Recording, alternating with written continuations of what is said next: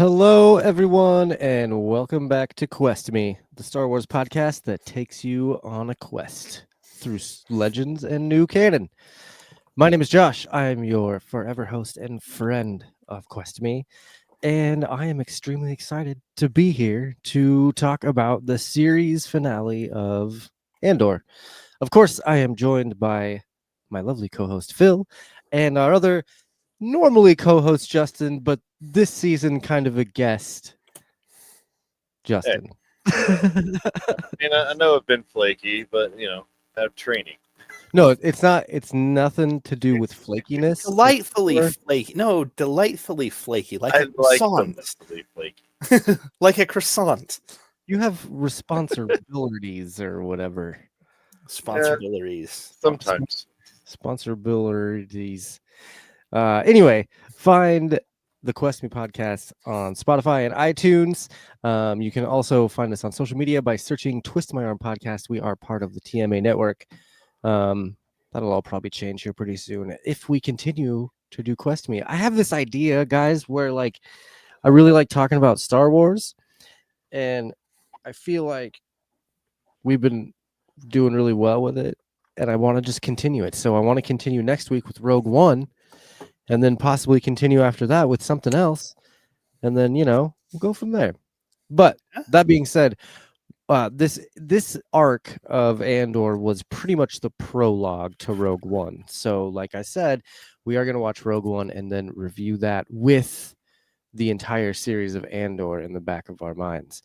I feel like things will change a little bit. Views will change, and opinions will be a little different after seeing the entirety of Andor and then watching Rogue One and seeing how all of that kind of finishes up.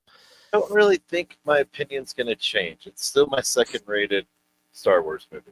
Maybe not opinion as much as just like opinion on certain like characters and things like what's his name, Melshi. Like, I have a much different opinion on him now. Before, he was cannon fodder to me. Now he's like a dedicated rebel that I really appreciate. You know what I mean? I get that. I don't mean like if it's good or bad. I just mean like there'll be some other things that you get a little more insight into him, into General Draven, and our retconned version of how Cassian met K2. yeah, they threw that shit out the window. They did a couple things like that. That's all right. I mean, it was thrown in for a comic book script. Yeah. I feel like they've done that before. There've been, I mean, you look at Marvel, you can't just stay true to the comics all the time. Hey man, there's a lot of universes in that multiverse. Yeah, exactly. You're right. That's true. Anyway, how was your guys' week? Phil had a birthday. He's 23 years old now. That is awesome. Good for you. How was your big special day, sir? Pretty awesome, man. We did some just kind of low key celebration. Stayed home from work, hung out with the kids, and then we did a big dinner out at a local German restaurant. Took the wife and got a new tattoo for him, and just nice. Yeah, pretty good day. Sounds like a pretty low key birthday. Yeah, pretty nice. So, what's up, bro? Nice to see you. Oh shit! Hey, we are all nerds here. Yes. What's up, nerds? What up, bro?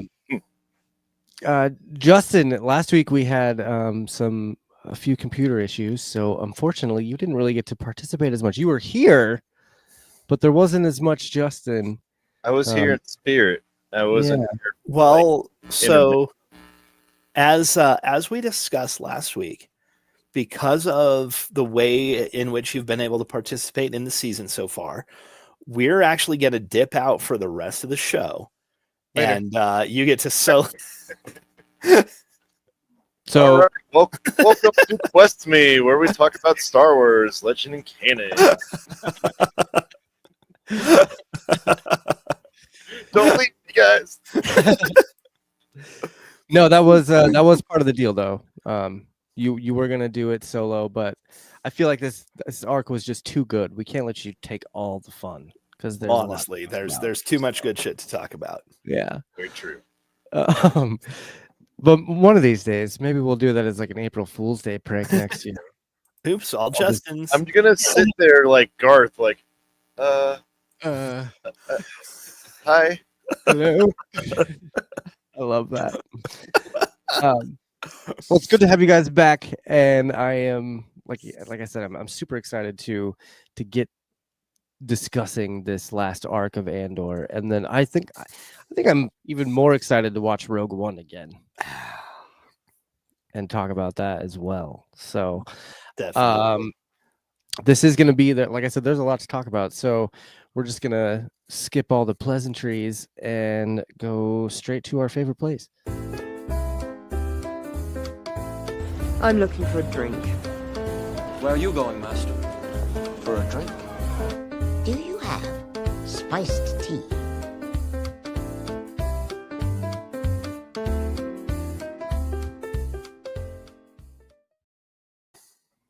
It's a bar far away, the part of the show where Phil takes us to a bar far away and lets us know what we are drinking tonight. So, Phil, take it away. All right.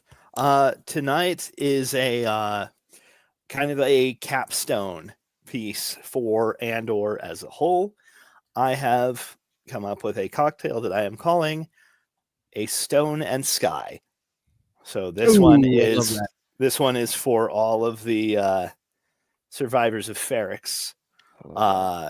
This is 2 ounces of rye whiskey. Specifically tonight, I'm using Axe and the Oak rye whiskey, which is locally distilled here in Colorado Springs. I'm using, and then 2 ounces of amaretto, which in this case I'm using Di Serono. By the way, nothing more disappointing than opening an actual bottle of Di Serono after seeing all the commercials as a kid where they like spin the lid and do all the fancy tricks with it, and then you actually open the bottle and the lid is like cardboard. Has none of the weight or structure you would expect it to have given the way they play with the lid on the commercials. Well, they do that with everything, though, right? I mean, look at those Oh, yeah. Wendy's cheeseburgers. That lettuce is not as pretty when you get it no. through the drive-through. Oh no! But anyway, 2 ounces rye whiskey, 2 ounces amaretto, and then 4 dashes of plum bitters. Okay. Yeah. So you got the Sky with the whiskey and the Stone. We got stone fruit based liqueur and bitters. So Nice. Stone and Sky. I couldn't find a good, Revnog substitute, so That's all right. trying, but It works out. I like that. I like the Stone and Sky because there was a lot of like remembrance of Ferrix throughout this season. I feel like there was a lot of there was what do you call that? Dedication to Ferrix, Yeah. I guess you would a say. lot of the influence, a lot of the things that happened on Ferrix still reverberate through this whole season. Mhm. For But sure. yeah, this one's for Cassian and Will and Brasso and Bix and B2 and Marva and All of them. to all of you for hanging out with us as we've been doing the show this season. So Yeah. appreciate Cheers. you all. Cheers to that. I'll cheers and my we, cup. Yeah, there you go. Drink responsibly. But yeah, we'll have the recipe for this one in the show notes. Yeah, absolutely. Just like everything else. All right. I didn't take very many notes. I watched this arc a lot. I went through it a few different times. And Phil's got us covered. I honestly didn't even write a synopsis for this week. I didn't even do anything there. I will just kind of open it up and say that this was a really good it was a really good wrapping to the gift. If this was a big Star Wars gift, this was a great wrapping, and Rogue One is the perfect bow. You know what I mean? Can I say I love that we open after finally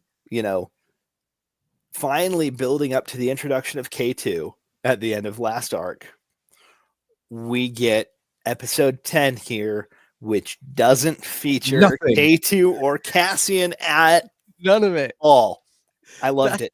Like, I legitimately loved just the pace change with getting this flashback episode with Luthen and Clea.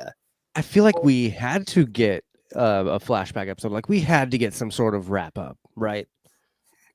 It fills in a lot of holes, and then it really makes me appreciate Clea. Yeah, that's the thing. So badass. That's the thing. With her being featured so much more prominently this season, I think it makes sense. Did you know that it was that girl's first acting job out of drama school? Oh, who played the girl who played young Clea? No, the girl who played Clea. Oh, like it was literally her. Like from what I was reading, it was her first acting job. Elizabeth Dulau. I guess she was in Wicked, but but Andor, the first film season first. of Andor was because that started in 22. Yeah, and she was great. Like she definitely wasn't featured as much in the first season, but they leaned a lot on her. They really did. She was a far more prominent character this season, and it for the betterment of the show. Honestly, yeah. Bro has a good point. Said it could have ended on the last arc, but this was extra frosting, and Clea is badass. I kind of disagree. I don't think it could have ended on the last arc. I feel like we had to see what happened with Luthen. We had to see what happened with Dedra, and we had to see more of just that wrap up in Coruscant. You know, especially with Luthen at the end of that arc going, I still have some things to burn. Which like became literal at the beginning of this arc because he, what he pours acid? Is that acid that he pours? Some sort of corrosive, yeah. That's. I thought it was cool though. It's like blocked. I'm sorry, Ro. I have to disagree sometimes. Justin knows all about that. Oh yes. But yeah, I loved just the whole interaction before Luthen goes off to meet Lonnie. Can I ask, did Luthen tell Lonnie about Yavin because he knew he was just going to kill him right then and there? I don't know that he knew in the moment. Like he had to have known as soon as Lonnie said he was burned, though. He had to have known. He's like, "Oh, I got to kill him now," right? Justin, what you got? I didn't think Luthen killed him though. Oh, he absolutely did. Yeah, that's so jacked up. I was thinking that's like an Imperial spy walked by and just like, no. Luthen specifically took a blaster with him that Clea handed him at the beginning of that episode. Yeah, and he had to have just wiped him out because he told him Yavin he was about to get loose ends. He was about to get busted. Like he was gonna get found that he was the one that if he got caught and then tortured by the Empire, that guy wouldn't be able to handle any of that. Then he would tell him what planet, like the true planet Yavin's name. That's what I'm saying. I think he tell him. I think he knew he was gonna kill him. And I think he had thought about it until he realized just how big everything was. So if it wasn't the Death Star, you think he would have actually gotten him off the planet? I think he might have tried. Oh man, I don't know. I think he might have tried. I think Luthen went in there with the mindset of like, yeah, I'm gonna kill this guy. Yeah. He's dead. He's murked. Which I feel so bad for Lonnie because he risked so much. Which, I mean, Lonnie name of the game, man. Yeah, and he got that speech in season 1 where Luthen was like, "What do I risk? What do I sacrifice?" Like, yeah, so that might have sparked a little fire under Lonnie to where he actually did more. But it's interesting. And the reveal that Lonnie had been sitting on some of this information for as long as he had. That's what I was gonna say. And it's interesting that he had Dedra's like code for so long. Yeah, for over a year, I think they said. Yeah, and like he only used it the one time. He was waiting for the right opportunity. Huh. Those That's so opportunists. crazy. No, I Um, mean, I don't know. I do feel bad for him. I feel especially bad for his family. Like this show is such a like humanizing show. Like you're like, damn it. That is such a real life thing, especially like the very last shot with that whole reveal with Bix and all that. Like yeah, it's you're like, damn, they are literally sacrificing everything for a sunset they'll never see.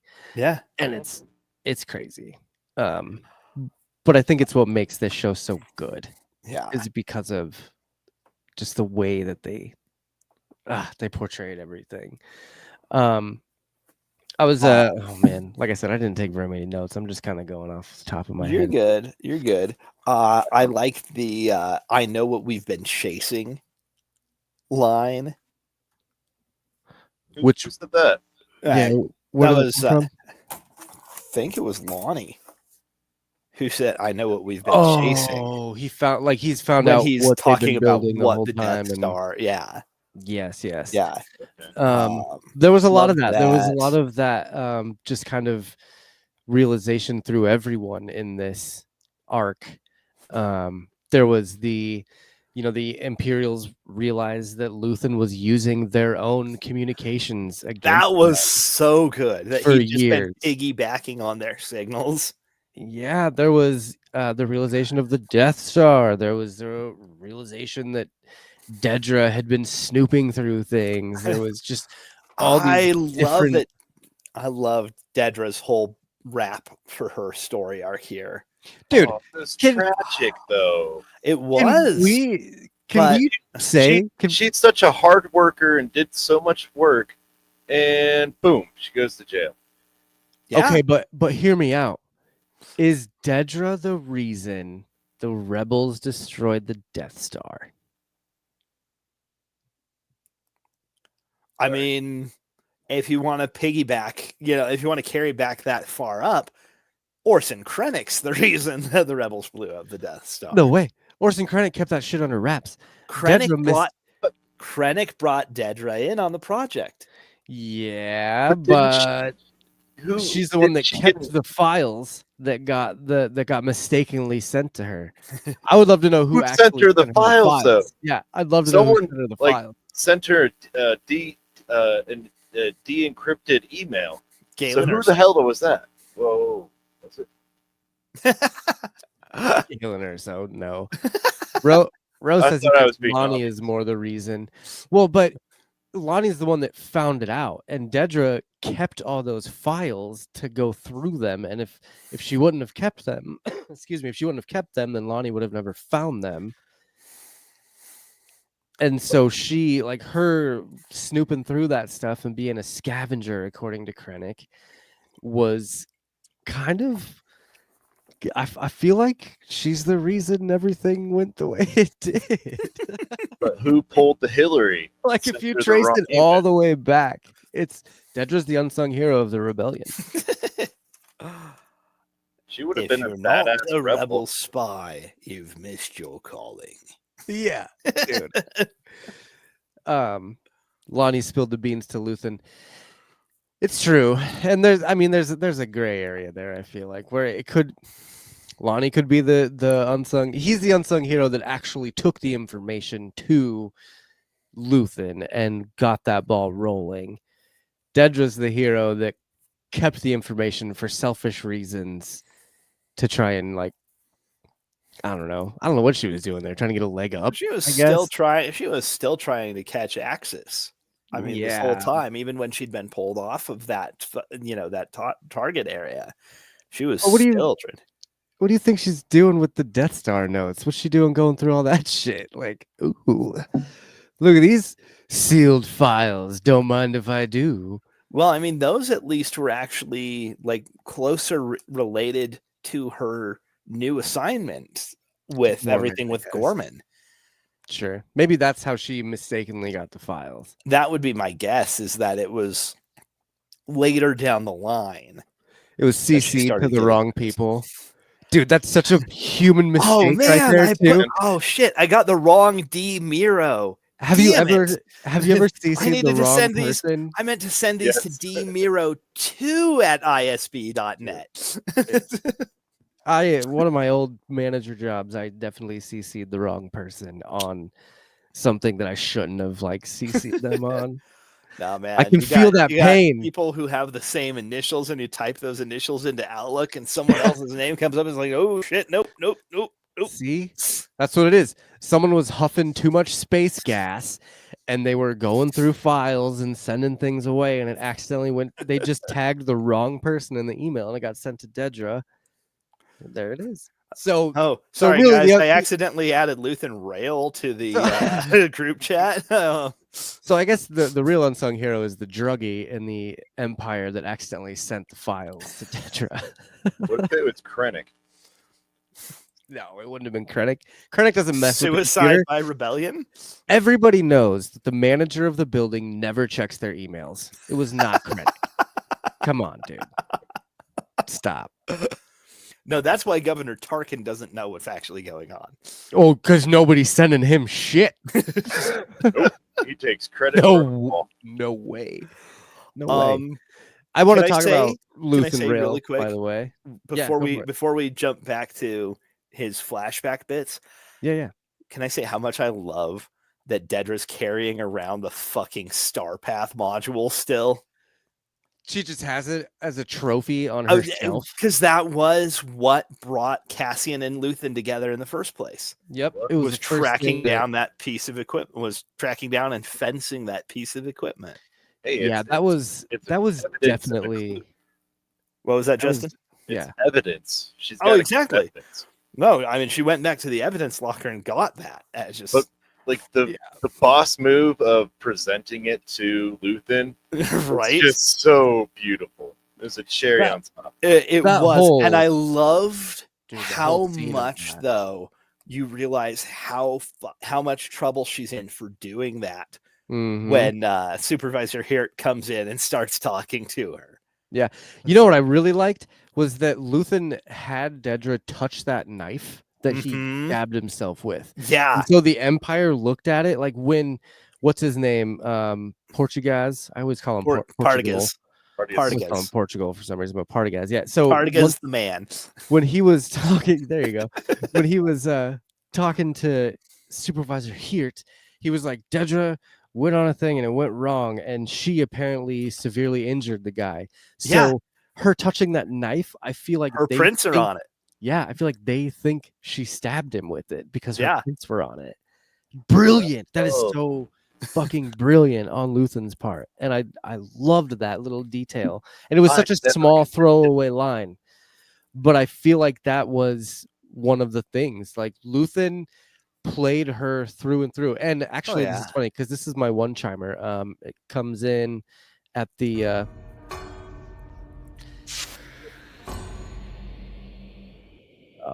Fort. Stop it! So it comes in really early on in the episode, but here is my one chapter. Finished. Now you're too late. The rebellion isn't here anymore. It's flown away. It's everywhere now. There's a whole galaxy out there waiting to disgust you. That last line of "There's a whole galaxy out there waiting to Waiting discuss to you." disgust. Oh. That's Oh, what a great final So- line from that man! Because that was the last thing he ever said. Mm-hmm. Pretty Yeah. sure, Chronologically, yeah. dude. Yep. Like that's awesome. What a badass! not a bad line to go out on. And Yeah. it was his whole goal was to connect people and create the alliance. Yeah. And he just dropped it on her and then died. Yeah. Yep. And dude, and she like, I feel like that line of, it's already gone is on par with Andor saying, "Who are you?" to Yeah. Cyril, Oh yeah. because those two, Cyril and Dedra, basically dedicated their entire lives to finding Cassian and Axis. Yeah. And where did it get him?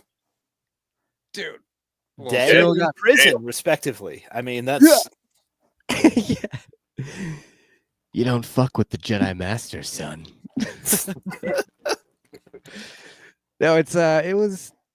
I don't know. I felt bad for Dedra too because she did kind of like get the short end of the stick, but at the same time, you're like, yeah, but screw you Yeah, I mean, and your she face. overstepped. Yep. And She she overstepped. got obsessive. She got way too Yeah. obsessive with the whole Axis thing. And even like, what was it, a couple episodes ago where she's like, I'll help you. You can take all the Yeah, glory no. to here. And here it's like it's not about the glory, Dedra. Right. And then that was and that that was where she went moment wrong. and that moment of her going and confronting Luthen was a moment of glory in her eyes. The whole then it bit just that here was- gets the whole bit that here gets in the next episode is like, Oh. that you did this on my day off. Yeah. There's another work thing, dude. You did what on my day off? And now I have to come in and fix your fuck up. Yeah. Thanks, Oh my Dedra. God, dude. Oh my God, it's so funny. This kind of brings in Justin's Starlight Killer scene as well. It's right at that minute when Luthen is going through his stuff. He goes on. I'm assuming you picked these because you're kind of part of this. Oh yeah. So I Yeah. got two shots for you. I got this shot where he's on the actual table because I love the table. And then I got the This shot is of Gurney. yeah, and then I got the shot of Droid. space ambulance because I figured Droid that Gurney. I love Droid it. Gurney, man. That's It was good. just cool to see like how Star Wars or the future did medicine. So like this whole thing, it looks like he's intubated in his mouth there, and it looks like it's some kind of stabilizing like a Roboa, and that's something where they cross clamp the aorta to keep blood flowing to the brain. So that's what I imagine that doing. But it was just cool to see that take of the writers. But I loved it. And the gurney has its own droid. That's so Yes! cool. yeah. Like load it up into the paddy wagon. Let's go. Can I add, Justin? Can I add one thing on there? Yep. Let's go back to the other shot. Mhm. Does that not look almost exactly like the rebreathers that Obi-Wan and Qui-Gon use on Naboo in Oh, episode yeah. 1? Shit, you're right. It's close. It's exactly very similar in design to the Yeah. rebreathers that they use when they're on Naboo. That's underwater, right? The ones Yeah. that you're okay. Yeah. I didn't even think about that. Yeah. Wonder if there's can you get a better look? No. No, you don't get a No better look there, but yeah, those are fun shots. And I assumed that you picked those because of the fact that you have worked on in that field for so long. Absolutely. yeah. You got to Like while watching the episode, I'm like, "Yep, this right here." Oh, no. And I was texting you guys. You're like, "No, just wait." I'm like, "Nah, No, this one. I Yeah, don't you blame you. I don't blame you going back to it. It's like, no, that's all right. Yeah. So yeah, basically Luthen goes into the hospital and then you got Clea going on this mission. She learns all the different names of things and now she's got to go on her mission. But during this whole time, we're seeing all the flashbacks of how Luthen and Clea met. And props to the special effects department for the de-aging on Luthen. They've come a long way since Tarkin in Rogue One. They have. Oh yeah. And it looked really, really good. It's kind of jarring, like, because I'll be honest with you, I did watch Rogue One this week. Oh, yeah. Like right after the last episode, and I was like, oh man, Luthen looks so good. And then you get to Rogue One, and you're like, oh my god, Tarkin looks so bad. Technology marches on. Right, but I think Tarkin was one of the first times they did that technology as well. Film did it anyway. Yeah. It looks but it even looks better than Luke when then like what was that? Mando season 2? Yeah. Yeah. But that was that was also, I mean, they were both actually like remasks as well. Yeah. It wasn't actually Mark Hamill on set for the That's stuff for true. Mando. That's true. And it Same with wasn't Tarkin, clearly. 'Cause Peter Cushing. Pretty sure Rest Peter peace. Cushing wasn't able to come out on set for Rogue One. Yeah. Gonna take a ring. Yeah. Oh, side note, squirrel moment. Mark Hamill did give Sebastian Stan his blessing to play Luke Skywalker. So Aw. fingers crossed we get a Yeah. Sebastian Stan Luke Skywalker. I would love that. Moving on. Bucky. The background and the way that this episode is called Make It Stop, the first one, and it's all about Luthen basically leaving the Empire and finding Clea on his ship. Like, Mhm. this is they're like pulling, it's like a Thanos moment, I feel like, where they're going to these villages, because if you listen closely, you can hear people over the radio saying, blah blah blah blah, 3 more villages to go or whatever. So like these Imperials are just mowing down innocent civilians trying to take over whatever planet they're trying to take over. And I think Luthen he hit a breaking point where he was tired of the death. But Innocence, man. It tears your soul. dude, and like him just sitting there saying "make it stop" was so Mhm. heartbreaking. Because you're like, fuck, man. I bet he signed up to be in the Empire because he thought he was gonna do good. You know Well, what I mean?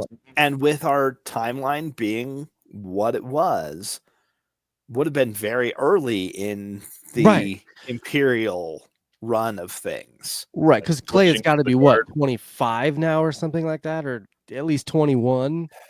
I don't Yeah, know. There's they kind of screwed themselves over with timelines with the whole I mean, duration of the Empire, but not really. You just make up some bullshit. And you're like, Clay is a different kind of human that ages differently. Whatever. Like, we Life is really rough on Tatooine, right? yeah, who cares? that's the least of my worries. no, I know, and this is just me digging into nitpicking shit. That's the toxic fan in you. It's okay. We all got it. There's a little bit there. I yeah. was slightly disappointed we didn't get any retro stormtrooper helmets shown. That's fair. No, yes, you're right. We didn't really see any stormtroopers, really, did we? We saw a lot of stormtroopers, but they had the classic like trilogy look, and decidedly less of the clone trooper. That's true. Kind of vibe. I feel like But, I Luthen mean- was in the garb of Han Solo in the Solo movie. What were Yeah. those guys? The like mud troopers or whatever. Yeah, I can't Yeah, remember what they were called, but no, they were a different. They have like the weird they had their own caped thing. helmet or thing, whatever. I need to go. I can't remember what they're Yeah. called, but it kind of looked like that that type of battalion where they're wearing those kind of suits. But Like We got we figured out where his name came from. Lear. Yeah, Lear is It's just Rail. backward, Rail. Yeah, no, it's such a classic Star Wars thing. But they're showing his total opposition to the Empire. Yeah, Like he hates it after that traumatizing event, and then he's like, "Oh, I'm not part of this. Let's just switch my name backwards." he should have just doubled he up on the turned his vowels. life around. Lear. Yeah, he He's should have not just a doubled clone, up. Josh. So just double up on the vowels. Adding an extra fucking vowel. Get out of here, Josh. I really liked their relationship, the way that like Clea and Luthen kind of grew up together. It I was guess. a definitively less toxic version of Leon the Professional. Absolutely. That is such a good comparison. I love that. Yeah, no, that was like the first thing that came to mind. It's like, this is fucking Leon. although it's got to be less toxic creepy. in some ways, because like Luthen, even at one point, Clea's like, "You lied to me," and he's like, "Get used to it." You know, so there's going to be some toxicity in that at some point. Oh yeah, but Like I just Especially- thought it was cute. Clea looks at him. "Are you my father?" Only when I need to be. When you have when to it's be, yeah. when I have to be. Yeah. Yeah. What was it? We'll be whoever we have to be. Right. But I mean, you kind of just see they have such a good relationship, and it starts at the very beginning. Yeah. And it's It starts they with both both have of them their at their lowest. Right. Yep. And they both have their separate skills and stuff. And I loved Clea's bartering skill. And then, That was fun. Luthen. For a little 11-year-old, 10-year-old to like flip that piece of jewelry, that was Yeah. cool. Yeah. She's like, yeah, she was trying to offer 7 and she ends up getting her to do 18. It was like, it was a badass Pawn Stars moment, basically. Like, I know what I have. You're not about to screw me over right now. This is Chumley, little girl. Yeah. But yeah, just watching them and all those flashbacks were cool, and I loved how they incorporated each flashback into a future scene. Yes. So, like when why Luthen why would Clea be thinking about this particular time in her past in this moment? Dude, and it's so cool because it is literally her head. Like it's what's in her head at the moment of what's going on. Yeah. When Luthen tells her to move. The explosion, I think, is one of the best instances of that because you get the flashback to them on Naboo, of all places. Dude. And how crazy is it that it was on Naboo? I didn't realize it was on Naboo till like the second or third watch. Okay, but think about it. Think about how many artifacts does Luthen have in his shop that are from Naboo. He has the Gungan energy shield. That's on the wall, right? He's got one of Padme's headpieces. He's clearly spent some time on Naboo. Dude, speaking of that, oh my God, this is such a perfect segue. Good for you. He also has a Gungan skull. Oh, that was the thing I was going to mention next. No, go ahead. Go ahead. I made it for you. Justin, see if you can recognize what's going on here. But look at that. Oh, so he's got a Gungan skull. If you zoom in on the Gungan skull, it's got a Darth Revan symbol on it. Darth Jar Jar confirmed, man. Hey, Lego already made it. No, that's so good. That is awesome. That is awesome. Okay, yeah. Josh. So I don't know what that actually means. It's got to just be some sort of fun Easter egg, but like I would guess that it's just some Sith Lord who happened to have a Gungan skull, and he's just like putting stamps on shit. Okay, that could make sense. No, he has a cool label maker, so he labeled everything. Hey, let's test this out. Yeah. Okay. You want another really fun note? Yeah. As far as like kind of obscure references. Less obscure now. I guess more and more people are getting into the High Republic stuff. Sure. Do you see the name on the hospital? I did. So yes, I watched a little video that brought up the name Lina So. Thank you. And Lina So was the Chancellor of the High Republic. Right. Which is a really fun reference. They did. Yeah. And what if like they named the hospital after her, so they actually like so her whole thing in canon was that she had all of these planned great works. Starlight Beacon, which was this massive space station, the Grand Republic Fair, which was supposed to be just a great showcase of all of the different worlds that were part of the Republic. Now, a lot of these things got fucking sabotaged by the what do they call themselves? The aliens, the crazy alien race, whatever they were. No, it wasn't a race. It was a gang of guys, the Tempest Runners. But okay. I have not read as much. So is not in the comics.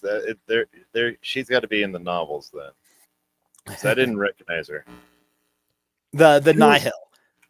So all of the stuff that she was trying to do got sabotaged by the Nihil. Starlight Beacon gets blown up. The Republic Fair gets assaulted, and civilians are killed by the thousands. Right. But this hospital is still named after this chancellor. It's like, oh, that's cool. This is like 500 years ago, but this hospital on Coruscant is still there and named after her. Right. I was thinking a shot in the dark and thinking she had like force healing powers or something. Oh no! I mean, nah. Some chancellors are Sith lords, so you never know. But yeah, yeah, no, so it's- I wanted to just like we were saying with the backstory and the like how Clea was imagining or remembering what happened as certain events were happening, like you said, with the bombs blowing up right before she blew up the cars at the hospital. They showed the scene of them on Naboo. One of my favorites was when she follows that whole group of people to the firing squad, yeah, watches them all and get just killed. bears witness. Right. And then at the end of that, Luthen says, when I tell you to move, move. And like one of the next scenes was Luthen telling her to move when he was like, you know where to go. I'm gonna go burn the radio. And he's like, Yeah, move. move, And it was like, and she God, does. what an awesome way to like bring that full circle. And we didn't even need a full-on flashback. We got what, maybe 15 minutes of flashback, maybe. Yeah, something like that over the And course it of the whole thing. and it brought their story full circle really well. Like they did a good job of explaining that story in that way, and it just made so much sense. So I was a big fan of that. Yeah, no, it was very well done. But I then didn't catch so that when I was watching it, to be honest, but that is awesome. yeah, yeah, man, they did a lot of cool stuff. Repeat with this. viewings help, but Hey, I watched Yeah, it. yeah, it's a little easier when you don't really have a life. And yeah, you're not training to be a hero. So I do love that we get Dedra just pushing slightly too far, forcing Luthen's hand, but she overcommits. She's like, "We have the building surrounded," and Luthen's like, "Well, bye." that sucks.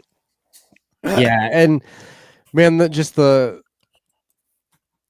whole setup for Dedra and Heert and like just all of that to come around, and like it all ended so perfectly. Dedra gets arrested right at the perfect time for Clea to go in and disconnect the life support. Yeah, And which rough. she knows going in that there's no way she's going to be able to get him out. Oh yeah, dude, that was an absolute get rid of the evidence mission. It's Right. a mercy kill. Ties. Yep. And like the balls, the guts, the absolute like just dedication to the cause that Clea Mhm. had. Like she rose up in the ranks of one of the best characters of this show in this last arc. Yeah. Just the way that she handled everything, and then getting to the safe house and Morse code. And I love that it's the like- same safe house that we have seen repeatedly over the years in this right, series. and now it's just deteriorated. Ro has a good question. Did we expect her to kill him? Absolutely. For one, I did not expect her to kill him. I thought Not that he died in some initially. sort of friendly fire somehow or something. I did not expect the mission to be, I'm going to go make sure that he can't talk. Yeah. Clea is a mini Luthen. How did you not expect that? See, and I was hoping that she would find a way to save him and that he'd just get to go fade off into the background. But I for storytelling purposes, We all knew. we obviously got the stronger, Yeah. the And I stronger think moments here. we've been talking about it all season with like who's going to We live. knew he wasn't going to make it out of this season. Right. It was a question of when and how. Right. Um, it's funny that you expected her to kill him though, Justin, because when she disconnected, I was like, oh. I didn't expect him to survive to the hospital. That was the thing. I had not expected him to make it like for the med team to get there on time. Yeah. I was fully expecting that, Yeah. The Imperial med team gets there, but it's too He's late. already He's dead. already gone. I mean, he'll So My thought process is like, okay, they stabilized Luthen. Now they're gonna try to interrogate him, but Clea's still on the planet. She's got to go take him out before they get the information. I mean, it does set it sets Clea up for her final mission. yeah. And And it's so well done. the whole bit with here being like, yeah, we're pretty sure it was at least 3 people. Dude, Oh, that was so great. that made me laugh. What did Cassian say in Rogue One? Make 10 Make men 10 men feel seem like 100. like 100. Yep. Let's see. Rose says when Luthen went to meet Lonnie instead of her, she knew perhaps then that he was planning on not coming back in some way. Yes, agreed, Yeah. Ro. Absolutely agreed. So many micro expressions from the actors that sets the show apart from other Star Wars shows. The nuance and performance is genius. And Agreed. testament to both the writing and the direction of this series. Yeah. And to the casting. I was gonna say, and the Good care Lord. from the cast, like they knew what they were doing, and they knew, like I would feel like never. they all love I Star would Wars. never just as have much as we do, guessed. so. I would never have guessed that Elizabeth Dulau came to Andor season 1 basically fresh out of acting school. I never would have guessed that. She was great. That's holy shit. Yeah. Like Rose says it's too bad we won't get another show like this ever again. Hey, don't say never. I mean, there's a lot of characters left that I would take a Tony Gilroy Rise of the First Order series. I look forward to seeing him do something original, like not within a licensed property. I want to see him do more. Just like give this man Bond. Oh, dude, that'd be so great. Like That would be awesome. give Please. him, if you're gonna give him a licensed property, give him Bond. Last week I was saying one of the Alien movies would be good too. Yeah, that's true.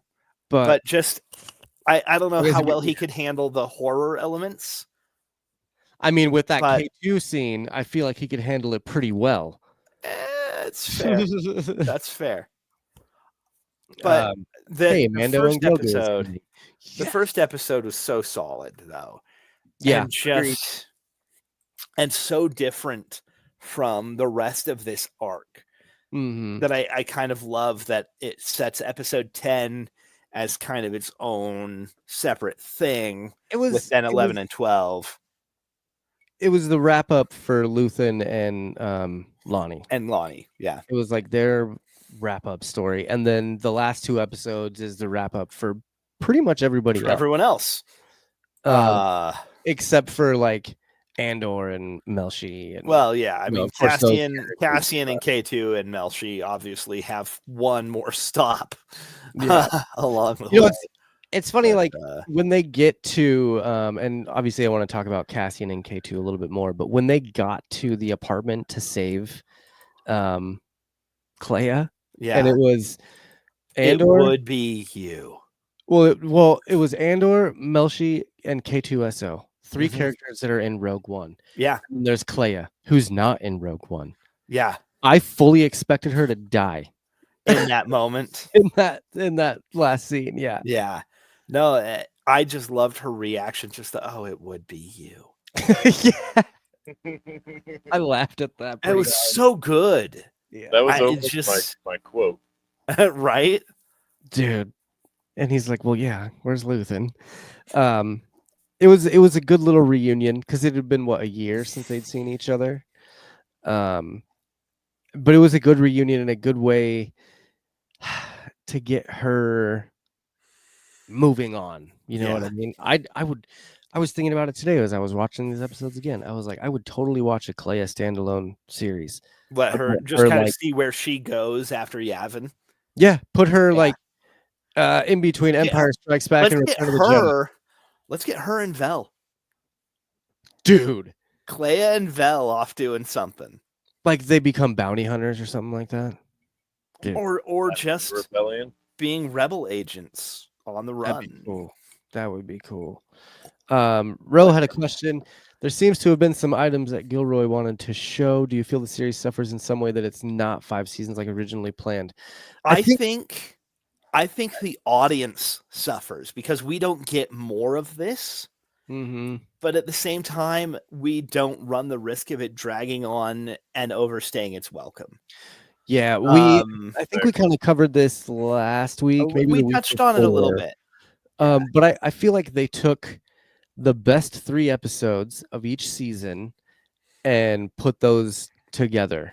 You know what I mean? Like they took the last, if they were to do the 5 seasons like they originally planned, you had Andor season 1, and then they would have, what they did is they took the last 3 episodes of each of those seasons and put it into their own arc, and then did this season. Yeah.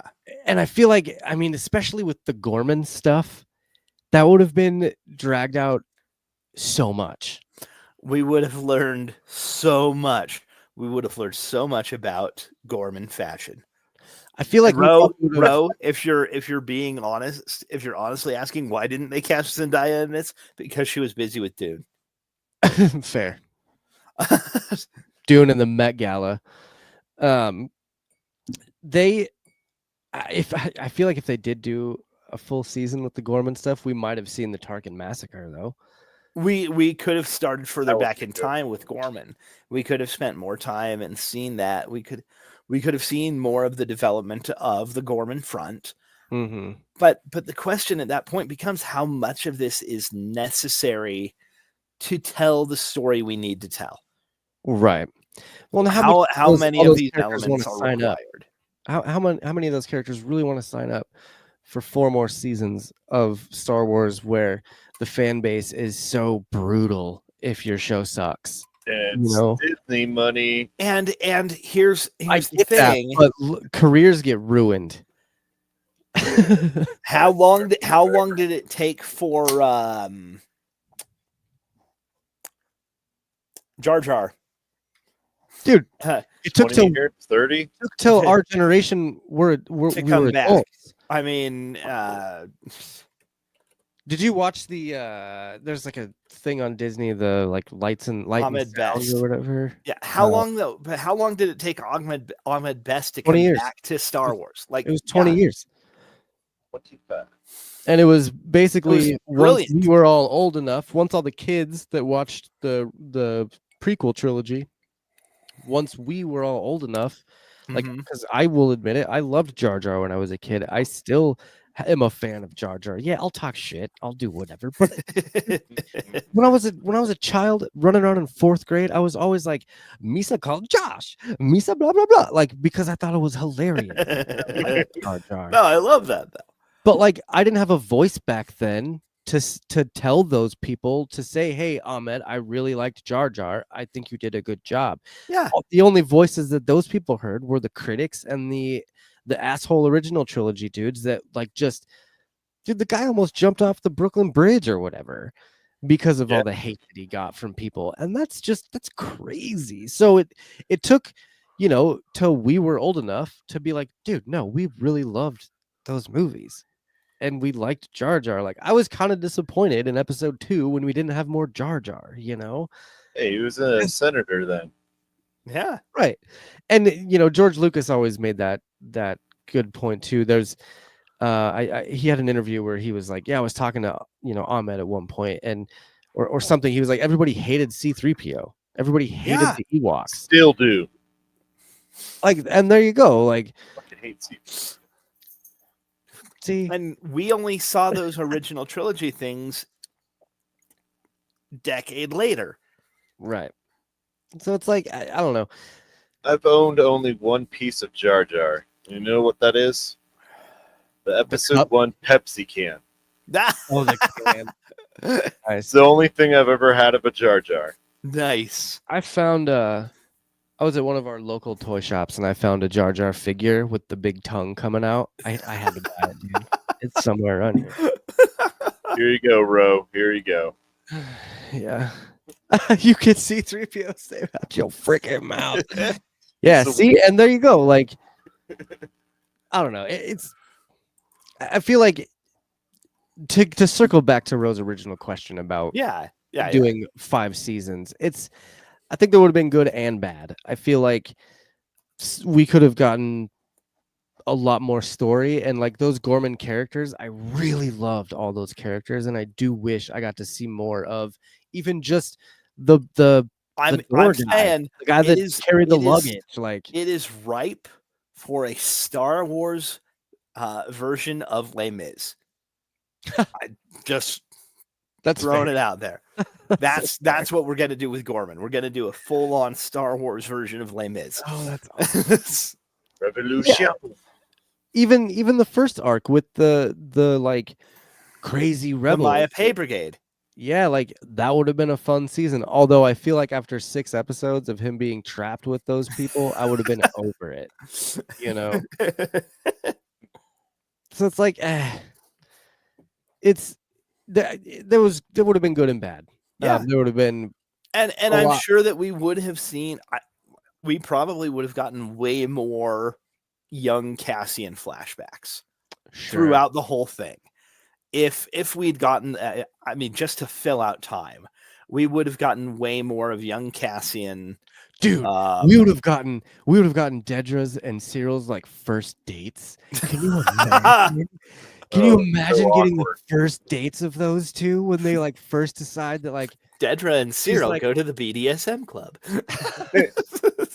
she's like, Yes, oh, mommy.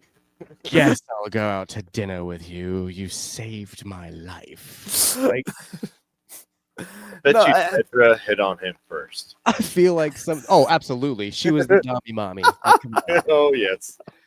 Take off your clothes. Yeah, turn out the lights. Those would have been fun, you know. Seeing Yeah, like, they have and to we hide would their have relationship. we could have gotten more, but again, just from a narrative perspective, how much of that was actually necessary to tell the story? Right.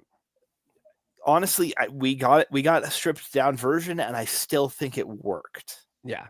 Like I said, I feel like it was the Maybe 3 by best virtue of episodes each one. necessity, but it worked. Yeah. Like I would have liked seeing the nitty gritty of the Senate and the propaganda go out, but Oh yeah, we got the Sure. gist, just like you guys said. It was perfect. We got little bits of that we needed to fill into the overall arc. we didn't have to sit there with a copy of Robert's Rules of Order so that we know actual parliamentary procedure for what's going on in the Senate. We don't need to see those guys sitting on their cell phones typing up Facebook posts and making propaganda schedules like Do we No, I- really need a senator we can have a Revnog with? oh my god. I do really like all of Krennic's scenes. Going back to the episode. Because it's Ben Mendelsohn. How can you not? Dude. I mean, But every scene that he was in, like that interview or the whatever when he comes in to interrogate interrogation. Dedra, just that. And And I love that you used that shot in the opener for tonight's episode yeah, of just him like pointing on jamming it. his finger down on top. That of was her that was improv, by the yeah, way. I believe it. But it was so good. I Yeah. couldn't help but judge him. He put on a little weight, and I hate to say that. I really do. But comparatively to Rogue One, you could tell the difference. Because the stress has gotten to him by then. There Yeah, you go. Plot He's point. eating a lot of donuts now, man. There's a lot of imperial donuts he's gonna eat. Yeah. So, what did you guys think about the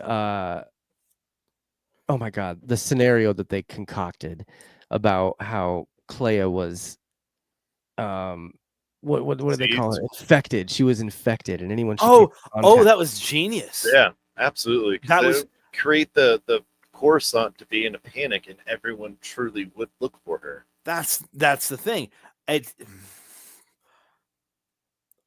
They say that if you are being assaulted, that you don't yell that you're being assaulted, you yell fire, because what's going to get more people's attention and get them to call for help? Yeah. What's going to get people to react the way that you want them to react? The social engineering aspect of that note will say that she has some horrible, virus that will get people to announce that they've seen her. Yeah. I thought Ro, have a good night, man. Thanks Yeah. for chatting with us for a little bit. Yeah. Heck yeah. Buddy. I think. No, go on, Justin. Sorry. I I wasn't gonna. I was just gonna elaborate, saying it's very smart to activate the public, get them scared, and then that, in order, like helps out the overall goal. I think my favorite part about that whole scenario was that it came back to bite him in the ass later. Oh yeah, that it came right back full circle and just like, dude. In Portugal, the man just rolled his eyes, like when he was like, "Do we have anyone in the vicinity that can go help out?" And they were like, "Nope, they're all on. They're all chasing this other." No, I've like- heard that line. I was just like, "Oh shit, it backfired. Yeah. It worked, but it backfired." Yeah. And it was a fun rescue. Like that whole thing was just fantastic. K2 getting to just go do his thing again. Yeah. That was the dude. moment of the entire series I've been waiting for. K2 going ham on everyone, just casually walking down the walkway and then kicking them or slamming them down. Just the best part about it is like, oh hey, that's one of our droids. Are you with us? No. Yeah. Just over the rail. Yeah. And it's I wish we got more K2. I think I love the little bit of characterization we got of him and Melshi and Cassian playing dominoes. Yes. Or whatever the fuck yeah. it was supposed to be that they were playing. Space Domino. Because Yeah. that just establishes so well the rapport that those three have built together over the last year. Mm-hmm. Like, look, we trust each other to the point where not only are we, spending time together and playing games, we're just drinking and fucking around with each other. Right. That game that they were playing, it's an actual game that one of the creators, it's called Ryanza, and it was created by the art and graphics department with tiles designed by graphic designer Elle McKee, who also crafted a full set of rules. Oh shit. It's inspired by Mahjong and dominoes. So Yeah. it's a mix of Mahjong and dominoes, That but they tracks. literally they made the game for it. So be on the lookout for the new dominoes game that's going to be coming out. Here I come, Disney. Here I come. Gonna get a new game. I'll get Rihanza. Hell yeah. Give it to me. I'll take it. No, I'd be down. fun. That would be really fun. Yeah. The whole, be careful. He's trying to droid you. Dude, we have played 837 games. There is a pattern. I love that, man. No, just Alan Tudyk getting to be K2 again is so much fun. Yeah. I want to there's a funny little interview that popped up with I call him Alan Threedick, with Alan Threedick. I know you And he had said he was with Diego Luna at Celebration, I think. do. And he was like, I'm retiring from doing droids. Like, I'm not K2 is great. I'm not doing any more droids after that. That new Superman movie that's coming out? Guess who voices Metallo? No, he voices one of Superman's robots. No, I know. But he's like one of the voices of Superman's robots. And I'm like, you sly devil, you. He knows that none of the Star Wars fans are going to watch Superman. It makes sense. Did you guys notice how much detail in the body language of K2 they added? Yes. Yeah. I'll actually send you a video. There's a really fun video of as he's walking down that bridge and slapping stormtroopers. Someone has the original video of him walking down in his whole outfit and slapping someone and it's Alan Threedick? Yeah. Oh, perfect. I'll send it to you. Remind me to send it to you a little later. It's a really cool That's fabulous. video. Also, yeah, no, if he's going to be playing Kellex in Superman, that's going to be great. His He's just one robot. of the Fortress of Solitude robot caretaker. I didn't know his name, but yeah, Kellex. Yeah, that'll be hilarious. Yeah, for sure. It's funny that he says, he's retiring from robots, and the very next movie he's in. Robot. I mean, he came back and voiced a chicken again. Yeah, that's fair. Now, if only he could come back and play Wash again, that'd be great. I would love that. You know how Reavers clean their spears. Moving on. They Let me put see him through where. the wash. Oh my God, I know. God damn it. You know, Gonna when get we did Steve that, to harp when on we it. did that whole review for Sudden But Inevitable, there were people because I had no idea. I like Mhm. when we Oh, were you watching know, it, because it was your first time through it it, was my right? first time watching Yeah. it at all. I never even like thought about it, and so the whole time we're reviewing each week, I was like, God, I just love Wash so much. Wash is so cool. Alan Three Dick, he's the best. Blah blah blah. And then we get to the movie. I was so mad for that review. Like, oh, So, but sorry. sorry. No, just because of circumstances, I didn't watch either of those the show or the movie until freshman year of college, and I watched the movie before I knew that Firefly existed. Oh, that sucks. Like I I did didn't too. know. Honestly, it was better that way. Hmm. Like going into it and watching Serenity first and then getting Firefly was honestly better. I didn't have the same hangups with I didn't have the same attachments Sure. that people did when I got to Serenity. Anyway, It's a great show. If you haven't watched Firefly, definitely go. it's Go pretty do all that. right. Brown coats are they're a special breed of people, and they're all awesome. Ahead of its Steve, time. that's how I met Steve is through the brown coats. So with the with episode 11 with the whole Ryan's the Domino's game. Ryan's When Will comes in. Ryanza. When Will comes in, all crazy. and he's like, Cassian, we got a signal. We got something. They mention abbreviated chain. What? They're What? talking about the message that they received. Oh, And Will from Playa. Will describes the message from Clea as abbreviated chain. Like, are we getting the callback to chain codes? Oh, I was wondering where you're going with that. Yeah, Okay. we're tying back into Mandalorian. okay. I just assumed it was like an old school like Star Wars Morse code kind of thing. I mean, That's it where I was. That was the thing, is she definitely was using a like very, terse kind of It message. reminded me of like World War II. Well, like- and that was the thing. And again, there's so much of Star Wars that harkens back to that anyway. right. The imperial aesthetics aside, but Yeah. we get so much of those same elements throughout. Yeah, it was very. I don't know. It was.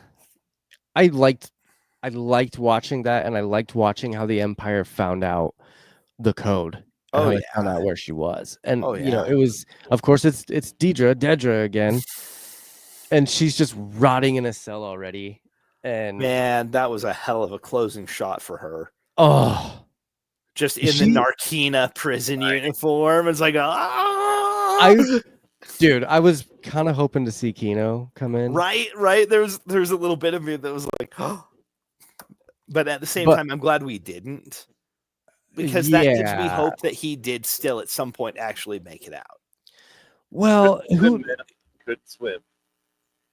Tony Gilroy had mentioned something about they didn't bring him back because like for the same reason they didn't ever find Cassian's sister. Yeah. Was to kind of keep that hole there. Yeah. Sometimes you don't need to tie up every loose end. Right. And I legitimately love that we never actually got a resolution for Cassian's sister. I was upset. 24 episodes, and we never actually find out what happened to her. But Tony Gilroy, to me, he lost the drive to look for her. Well, he found other things to do instead. I actually think the exact opposite. I think the hole that he had that never got filled by finding her drove him to actually do more for the rebellion. How so? Yeah, Like- if like, he'd because he never found her, if he'd found her, he could have ended things. That he could would have been just it. stop. He would just He quit. could have been done. Oh, But because So he never like- found her, he felt like he always had to do something to help. You know what I mean? He had this like hole in his heart where he's like, God, I gotta do this because what would my sister say? Like if I hence if I why Biggs dipped on him. yeah, kinda. Yeah, essentially that, she had to leave to make sure that he actually did what he needed to do. Because he was And already there's talking no to way Clea he would about do that if he found out he had a kid. Spoiler. exactly. So mixed feelings on that from what I've seen online. Or we A just lot of going straight people- to the kid talk? All right, let's do it. We can get to that in a minute, because before we get to that, we get so much more just with everything building on Yavin. Are you talking that closing shot? Oh no, like even Him before walking, then. or Even before then. Though that is Green. some of the best TV I've seen. No, but we see Saw. oh, with Mon, yeah, We and her see stupid the haircut. council. Finally got that stupid haircut. Oh Well, my he's god! he's on Jeddah. He's got his mask. He's You know, huffing paint or whatever. he's, Right now, he's clearly his health is degrading. yeah, In which, man, stop fucking huffing starship fuel. dude. Yeah, he's paranoid AF for sure. No, that's literally like one of my notes. Is just Saw's paranoia is building. Yeah, and taking over. For He's sure. he's like, losing it. yeah. He is, and It's kind of this whole arc though is kind of the closing of all the rebel factions and Mhm. the actual solidification of the rebel of alliance. the alliance as a whole, rather Right. than all of these disparate elements. Yeah, right, they confirmed guerrilla warfare to actually train soldiers. Yeah, right. To an you've actual- got you do get the shot of Melshi in that final shot. Yeah, as running Cassian's with walking that- away, you get Melshi training with his squad, With and it's Rogue the One? same squad that we see. Yep. Yeah. You know, Steve Powell. to what will yeah. what will to them be several hours later. You know, just Right. a matter of hours later when It they go really to is. Scarif. Well, no, I think it's a day or two because It's Andor that's still a needs to matter go of to- hours. He still needs to go to that planet That's- to kill that one guy. That's no, he's going to the Ring of Kafrene. He's gonna kill Tivik. Yes. It's the thing we've been hearing from Tivik that he's been pinging them. hmm So they right now have to be searching for Jyn Erso. Then Oh yeah, at this moment they're looking for her. Like when they bring up her Urso's name and the Death Star and all that stuff. Like- who told you No, about Galen Erso? who else? Yeah. So, but Oh, it's so good, so Because- good. Andor goes to the Ring of Kafrene and then immediately goes and rescues Jyn. Immediately rescues Jyn after. Yeah, So there has to be like they're looking for Urso right now. yeah, they have that connection now. They Mhm. have the name Urso, and they are trying to figure out where the fuck she is. Yeah, For being rebels, they're very efficient. they are pretty There's good. a lot of shit. There's a lot of shit happening. But I mean, you think about it. Luthen had all those spies everywhere. He has friends everywhere. He does. He has Clarification. friends everywhere. Clarification on Rogue One. Yeah, The guy that Cassian meets in the alley, that's Tivik. that's Tivik. Why Yeah, the hell does he leave him out to dry then? Because he was freaking out because he found out about the Death Star. he wasn't gonna be good to go. He wasn't gonna be, Yeah, he if he was would have not- got caught, he would have spilled the beans immediately. yeah. All right. I can see No, that's the thing. They have shown that Cassian is willing. You know, we've seen Just like over Clay. the last few years, he's willing to do that, to kill when it's necessary. Just like he shot Cloris as he was rescuing Mon Mothma. Yeah. You know, he's willing to take that shot, and that's that bit from last week's arc is when he shoots the one person on Bale's team who's actually the ISB agent, Oh yeah. and when he shoots Cloris, that is such a setup for his character to be the guy who just holds Disarms his them gun to on kill him. Tivik when shit's about to go down. Do you think he learned that from Luthen? I think you Not learned that from years directly, of being. but he definitely learned that while working for Luthen. Yeah. I mean, he did it with on his first mission with Vel and that one guy Yeah, because he was trying to split the money with Andor, and He's- Andor yeah. just killed him instead. Oh, that's after the Aldani whole The heist. situation. Yeah. So yeah. Gosh, I forgot where we were now. We were talking had about been- K2 and his moment to shine. I feel like we were getting just past that. He, man, we briefly touched on it about the horror aspect of the K2. Oh my god, dude, here gets him exactly what he storming deserves. into the halls, him storming the hall and taking out Hirt's team. And here just getting exactly what he deserves. I do love the tactics utilized by Hirt's ISB infiltration team. That they're like, no, we've got these people cornered. We're gonna throw a fucking stun grenade in there, and then we're gonna go in. flashbang. Yeah, Yeah. I like that we see Clea dealing with fairly realistic results from a flashbang. Like, no, she's concussed. She's She's out. I have an issue with the flashbang. Okay. You see him throw in the stunner, and Yeah. then it bounces, and they're looking at it for like a good solid 4 seconds. Wouldn't you like? Oh, is that a grenade, a thermal detonator, or what? I'd Well, get I the hell think- out of the way. I think time just kind of slowed down for a second. You know, it was like a slow mo thing where they're like, everyone wants to believe they'd be the one to throw the "Oh." first punch. Everyone wants to believe that they'd be, cool under pressure. I think it's far more realistic that there's the oh shit. Okay. And honestly, I like that of the three of them, Melshi's the first one back up again and active Mhm. after that. We don't have our protagonist be the first one up. He's Yeah, the and Andor, great like, wonder, though. It just helps to humanize it, Cassian, a little bit more. Yeah, he's not like some You know, superhero or something like yeah. that. But superhero, I mean, K2 is a superhero. Man, Oh shit! I him have cleared grabbing, a path. just grabbing that dude by the neck, and like you just hear him screaming until his neck snaps, and then the next scene you see is him walking with him, like, Yeah, he's got holding Supervisor here. here held up as a shield. So, And question for you guys: Dude. What was scarier, that scene when he's or in Gorman? Oh, the Gorman scene definitely, because there's multiple KX units in that, and they're not on our side. I think But I if would- you were I an would- Imperial, like you got to put yourself in the mind. I think in a frame. horror aspect, the I hallway think- scene is I think- definitely scarier.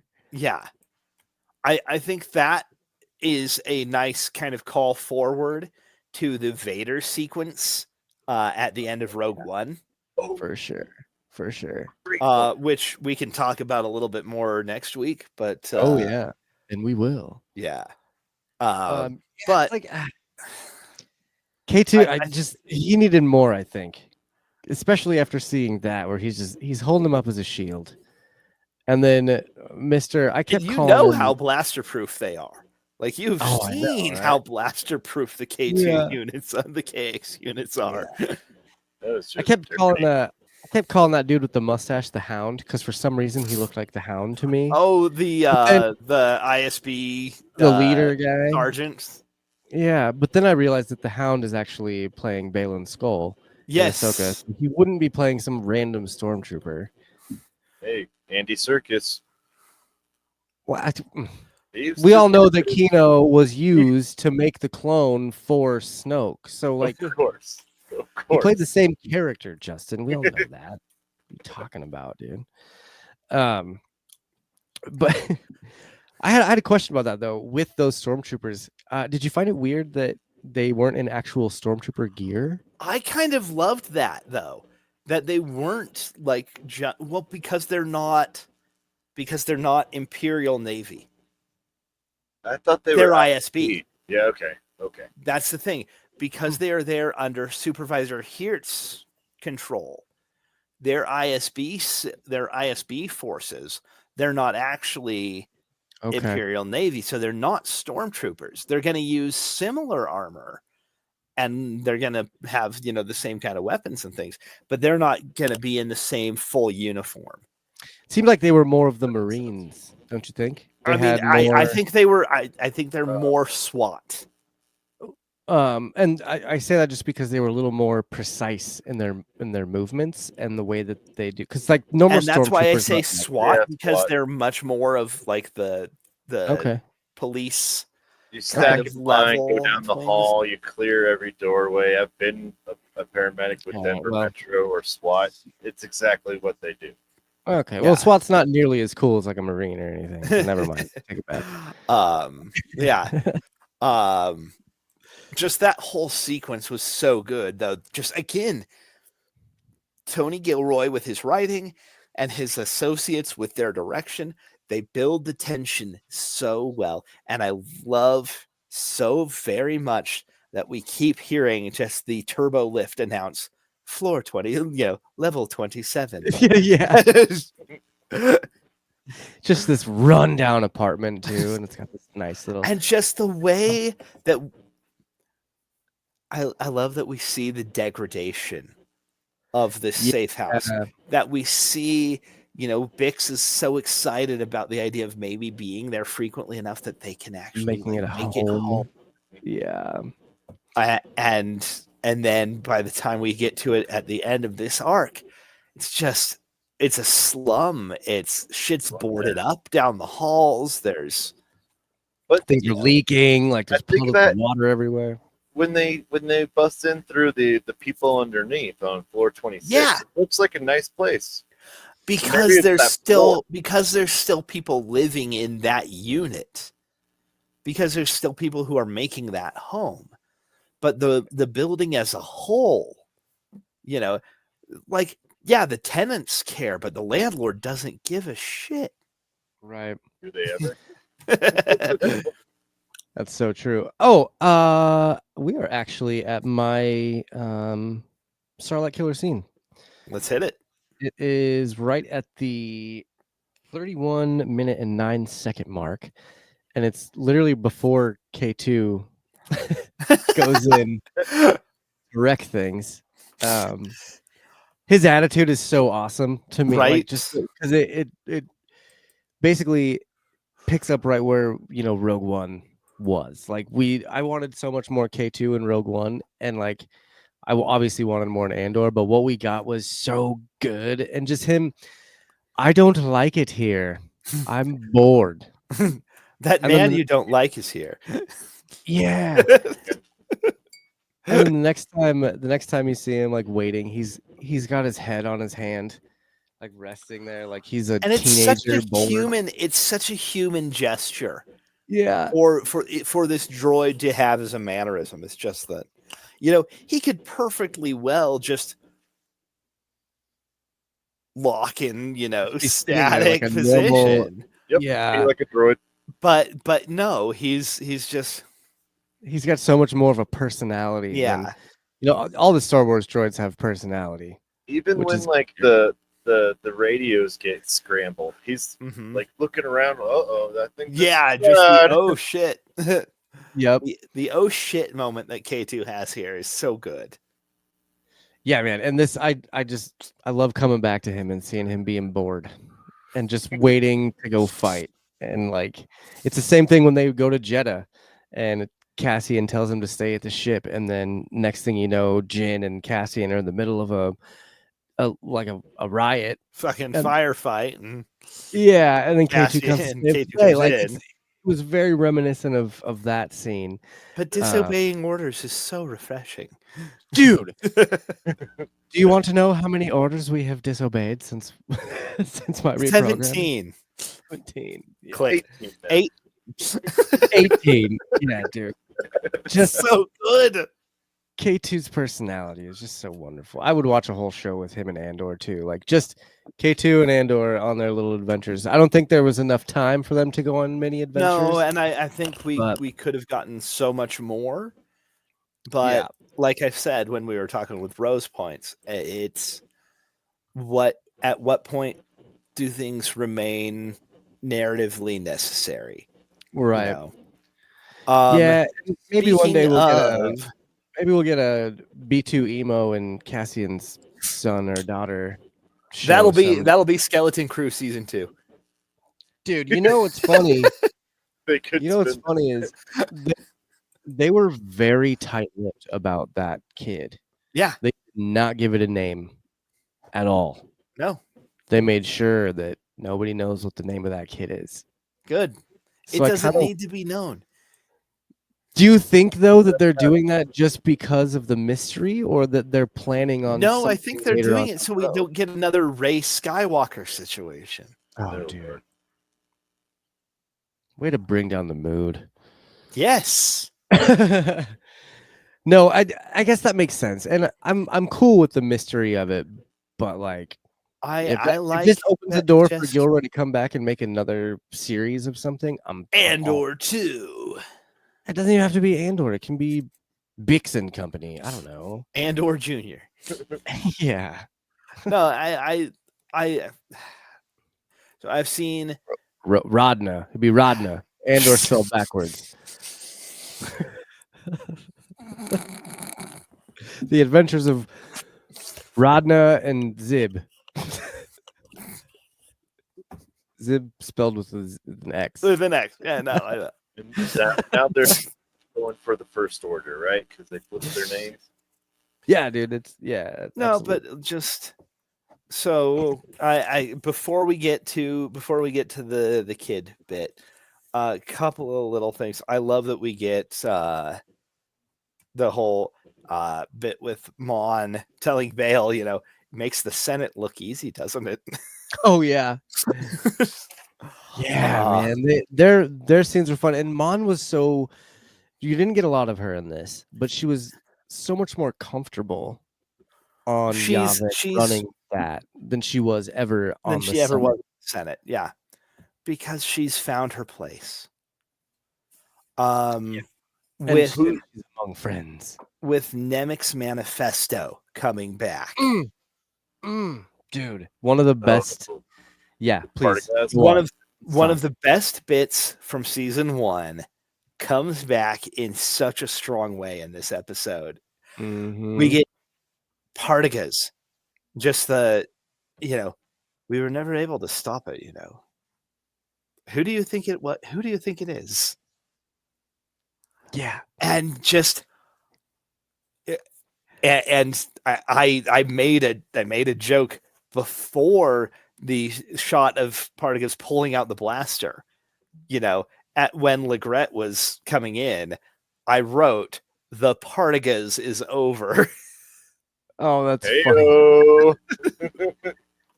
I really liked. I loved that turn there with the fact that I think Partagaz realized right then and there with that manifesto that he was the evil one. He'd failed. He failed. As the oppressor. He had failed. Yeah. That's why he offed himself. He didn't want to face with the Emperor or Darth Vader. It's much easier to just end it then instead of dealing with Vader. Right. I feel like. I don't Horse know. choked or blaster. Yeah. And he chose the faster and, I guess, as far as he was concerned, more honorable way out. Yep. You I was know? And it's I was- a fun parallel to Luthen. I was pretty. It surprised me a lot, and the reaction of the troopers and the other supervisor in the hallway. Yeah, when Legret is just like, no, just wait. Small hand. And Well, then he knew and then you exactly what was get- going on. then you hear the blaster shot. It's like, oh. Well, the thing is, like, the hand wave comes up after the blaster shot. Yeah. Like it was a moment of respect. Yeah, for it's him. like, no. Let him die. Let him die. Let him die on there. Let real him quick. let him end this on his terms. I guess he did And- do a harakiri. Kind of, yeah. I'm honestly impressed that Legret is still alive at this point, though. Because he was the one on duty when Mon Mothma bailed. True. Legret was the one in charge when Mon Mothma's initial speech went out. True. Yeah. The fact that he's still in any sort of position of power within the ISB is like, well, I think What else those. came down? All the gas firing him or killing him. yeah. I don't think- and I don't think with the Lonnie's Imperials death- really. I don't think they all cared as much until Death Star came into play. yeah, Like they didn't give a shit about Mon Mothma getting away. Yeah. They didn't care about this little rebellion there because they were building a Death Star. yeah. Like all these things that were happening, the Emperor's like, I don't give a shit. Yeah, keep your job. Like whatever. Cool. But yeah. we got a Death Star coming. Just, We'll just go sit there and be blow up quiet. We're gonna- Alderaan real quick. It'll be fine. But the second the Death Star gets out to the public and to the rebels, that's Mhm. when shit hits the fan. Yeah, and that's fair. I mean, that Right. is when their big secret they've kept for the last 5 years plus Right. suddenly makes it out. I think So, that's why. I think that's why, to your point, Justin. I think that's why they kept their jobs was because Mhm. all those things that happened before they weren't as big of a deal in the grand scheme of things because they had the Death Star coming, but because all that got leaked, it Here's a makes it a question. little harder. Here's a question for you guys. How Okay. do you feel the Emperor / the Senate would spin the propaganda for the Death Star? I don't think people were going to know about it. I don't think Alderaan, anyone was going to know about it. everyone's going to know about it. Until they blow up a planet. Then Alderaan people knew are about gonna it know. until they didn't know about it.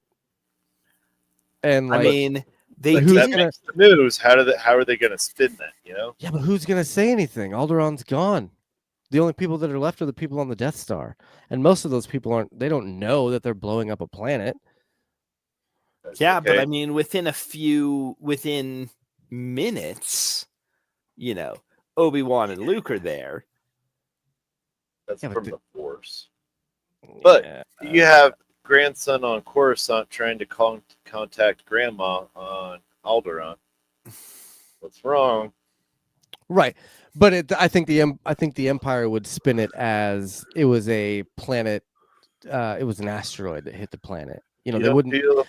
you don't feel like they would Oh, say this is a ship for your No, absolutely protective not. security. Absolutely not. The Nah. Emperor loves to move in darkness. He loves to move in the shadows, and he would much rather surprise Chandrila, Alderaan, Yavin with a Death Star than have people know that there's something out there and to prepare That for there it. is a planet killer out there. Right. It's just like with Gorman. It's much we easier get- to spin we it to make do, we do in episode 1 get the line though, or not episode 1, episode 4. Sorry, OG Star Wars. We get the fear will keep the local systems in line. Fear of this battle station. It's true. And in A New Hope he had gotten rid of the Senate too. So like That was it was at the very beginning. That was the thing. He dissolves Yeah. the Senate. This is within days. yeah, this would have been a few All days of this after. is literally just days apart. Yeah. So I mean, he And moves pretty so- fast for sure. He was like, by the we're gonna time get this they've thing.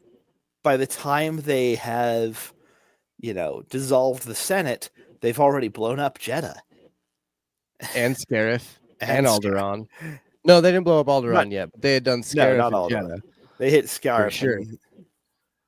This- Did they hit this- anything in Rebels with the Death They Star? didn't actually hit Jeddah with the Death Star, Yeah, they did. did they? Yeah, Yeah. absolutely. It Or was was their that- Powered first up one test. reactor. That's right. That's right.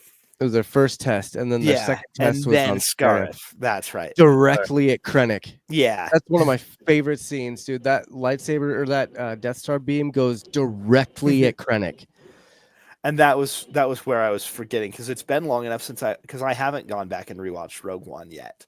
Oh, Since honestly, I've stayed away from it since season 1 of Andor because That's fair. I didn't want to loop myself around too much with it. See, and this came out on Tuesday. I watched it for the second time on Wednesday, and then immediately watched Rogue One It after. was a hell of a Oh, birthday present, by the way. Heck Close yeah! out my birthday with 3 new episodes, the finale of Andor. Hell yeah. Man. All right, Man, and here's a stupid question, no and stupid I've question. never thought about it since till now. How does the Death Star move? It has hyperdrive. Where are the Yeah. engines? It's the size of a small moon, dude. It's got engines. Look, dude, no, nobody like, questions okay, the Borg no, cube. no, Okay. no. So, okay, back to the 90s, real Back quick. to the 90s. Back to the 90s. Let's jump in the way back machine. No, so they came out with the first Star Wars cross sections book. Yeah. So I have one of the AT-AT. Yeah. So the original, like, 1998. So before episode 1 dropped, they dropped the Star Wars Incredible Cross Sections book. And that included the Death Star. It was like a big fold-out page. And it mentioned having hyperdrive engines. I was like, oh, well, shit. That's how they get there. That's how they get to the system where Yavin. That's how they get to the Yavin system. But then, because of the gravity well and everything else, they've got to actually like orbit around Yavin so that they can target Yavin 4, where the rebel base is. It doesn't have sublight, but it has hyperdrive. It does. It does have sublight engines. It's just they have to go around a gas giant, and they're the size of a moon. And there's only so much precision with a hyperdrive engine, especially around a large gravity well, like would be generated by a gas giant. Yeah. So I have this amazing Star Wars universe encyclopedia from 1995. I'm trying to see if it says anything. It's funny because it's okay. like this is all way before kyber crystals and shit. Okay. So it's like the armored shell housed the massive power plants needed to energize the battle station's primary weapon, a planet-destroying super laser. Okay. You want to know something really fun? Just Yeah. on Wikipedia right now, the Death Star was known to the public as the Imperial Planetary Ore Extractor. Interesting. Pass it off as a piece of mining equipment. There we go. There it is. That's There smart. and okay. Yeah. Makes so much sense. Well, and it tracks with the whole thing being billed as the Emperor's energy project. Yeah. That's true. That's true. No, there's layers to this, man. This is I mean, the Emperor was a smart man, obviously, and he knew what he was doing with all of that. So that makes so much sense, though. And I like that explanation more than just they wouldn't tell anyone to just blow up your planet. like, no, we built this thing to, mine from, to mine asteroids. Right. Like, oh, that actually makes sense. Man. Sorry. So It's all good. no, it was a fair question. I'm trying to just think of like other things, because like I said, we are going to watch Rogue One next week, and we can anything we forget this week with these episodes, I'm sure we can talk about next week as well.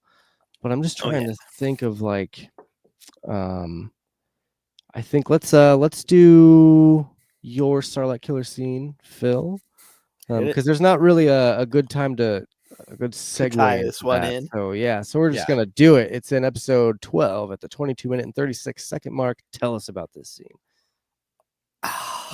It's just pretty. I mean, this is just a gorgeous shot. It is a pilot's helmet, a rebellion pilot's helmet, sitting out on some sort of surface on Yavin in the rain. And there's a little light back behind it, illuminating it, and just... You think that's Red 5's helmet? Maybe. Porkins. Porkins, get out of here. No, I mean it's just a gorgeous piece of cinematography. There's no direct connection to whose helmet it is. There's no explanation for why it's there, Mm-hmm. but it's just a gorgeous shot. And that You can, was There. yeah. you can look at it like it's poetic. Like here's It- the Empire raining down on the entire rebellion, and literally a little spark of hope behind There's it. one There's little just a little bit flicker of of light. light. Yeah. Yep. I like that, And Justin. yeah, no, that's the thing. That's exactly what it is. That's why this shot, Yeah. it's just Dude, speaking of cinematography, there's I don't know if you guys ever watched Screen Crush or anything like Yeah. that. But that guy goes on an extreme dive, like a deep dive into the cinematography of this. Like on his review, he talks about all the different like placements of the camera and the shot and how like, when Dedra's in the interrogation room and Krennic is standing over her, that's such a symbolic way to shoot that. And even with Lonnie and Luthen, there's different ways and when they they're break the shooting it. 180 And, like, rule and yes, man. yeah. It's Yeah. so interesting to see all the different ways that like they build that tension Yeah. just through a Just through the camera lens visual. and where it's placed. Like man, it's just so cool. And this shot is no different, like It's you so can interpret good. it in so many different ways. And And this was one of two of my favorite shots from this three episode arc. The other one is the one of Luthen running down the stairs. oh my In gosh, I forgot to pull that one. no, oh, don't worry about it. But just it's one of those moments that is so visually distinctive that it's just like, oh, what is going on? Something is very, very wrong here. Yeah. See, like when you post that in the group, I'm like, what the hell is he talking about? yeah. And then seeing it again, I'm like, oh, that is Oh! a good shot. It Yeah. really is. But yeah, no, that one with the helmet was just it seemed very poignant. It was just a quiet moment. It's a good shot. We've gotten to see at that point, we have gotten to see Vel catching back up with Mon Mothma. Mm-hmm. And which I kind of love the idea of just these cousins like catching up again. Right. In You the know what middle I of a really war. loved? I really loved the Vel and Clea meetup again. That was so good. I really liked how their like friendship kind of got rekindled here. Yeah. And that's why I'm saying I'd love to see a series just of those two going off and doing their own thing. Clea's the girl behind the computer, the girl in the computer chair, Girl in the chair. Vel's the one out in the field. Like, dude, it would be a wonderful show. But just that whole interaction between those two in the rain and So good. Vel giving her coat and stuff was just man. See, Those two had the scene been through so before much. the scene before that too of Vel going and talking to Cassian and just being like, okay, is this info legit? Right. Yeah, Mon wanted her to spy on him, and then she flat out comes up to Cassian's like, spy to spy. What is this? Well, And- Vel and trusts Cassian- Andor. Check this Vel and info. Andor go back, to know. Aldhani. Like even And that- even Andor.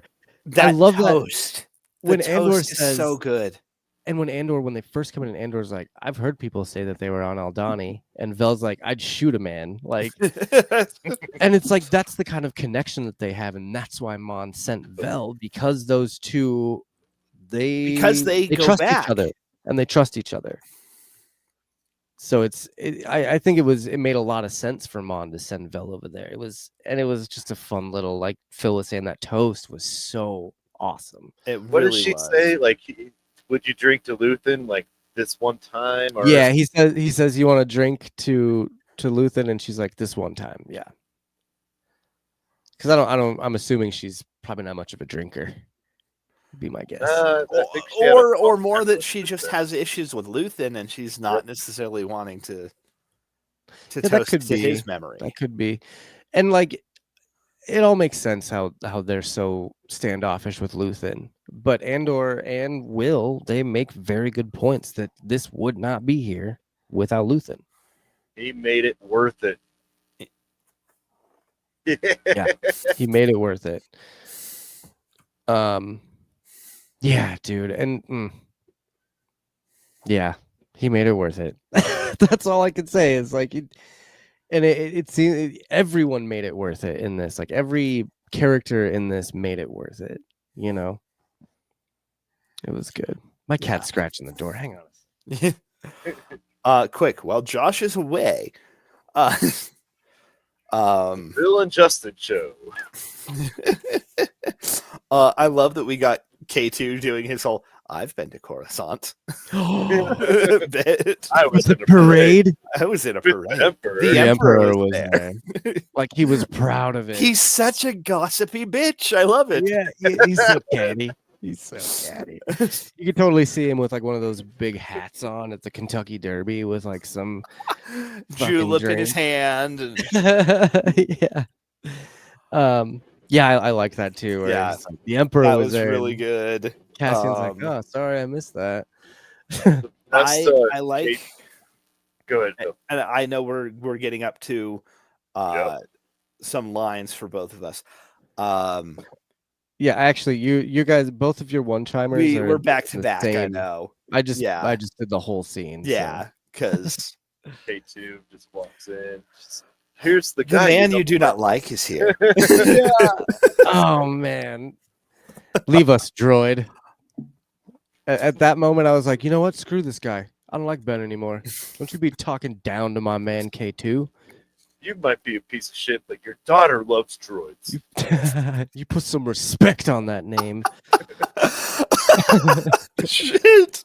Oh, what was Leia's little? Oh, Oh, no, what was it? I have one of those, by the way. I have You one of those would. little droids that lights up. You got all the quirky droids. Lola. Lola, yeah. Yeah. Leia that's and her great. little Lola droid. Yeah. Yeah, he's in my little case. He you hit the button and his little eye lights up and stuff. It's pretty cool. Nah, but just we also got before that though. We get our first for the season, our first Casa flashback. Yep, it is briefly there. We just a very very brief bit She's of saying Cassian as a her full kid. name, right? Yeah, I'm trying to remember. Why it's can't I remember that? Was he dreaming? Was it one of those Might have dream been. states or Oh, something? It the was- trip. And then K2 is like taps him on the chest. Yes, Yeah. it's so weird waking Yeah. up humans or whatever. That's what it was. That's what it was. It was Okay. Cassian's dream. Now But I just remember, the yeah. closest thing to a season 1 Casa Callback, flashback yeah. that we get. And that's just a nice callback to the beginning of the season, of Yeah, the for sure. series. Well, it also gave K2 another comedic moment. It's which I love that the killer droid is the source of the comedic relief throughout yeah. this whole bit. I love how he pokes him in the chest. Could you imagine a giant metal robot just poking you in the chest as hard as he could? I hate when people poke me in the chest. Oh, Like, you know when could when you be used to worse. sit on top of your friend and you just fucking jam your Could be worse. knuckle into their chest? Justin, Justin, imagine if K2 giving you a sternal rub. Oh, No. I mean, all he has to do is kick you and your chest is destroyed. I'm only surprised about a tapping on the chest. Probably hurts. Hopefully he's pulling his punches a little bit. My God.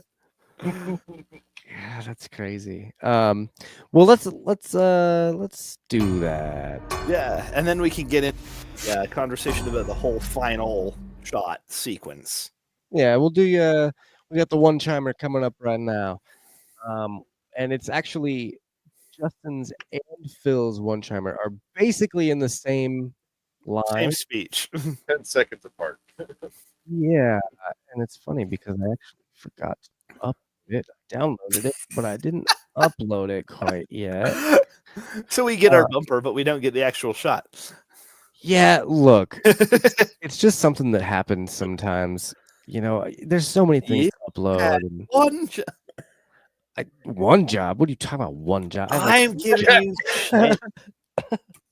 I'm giving you I shit know, because I you're sitting out here prepping all this podcast stuff, and I'm having beer and making cocktails. No, you're good. I love doing it. But I finally got it. Here we go. Changed. If I die fighting the Empire, I want to go down swinging. You find that amusing? No, but you and Luthen would have gotten along much better than you think. May the Force be with you, Captain.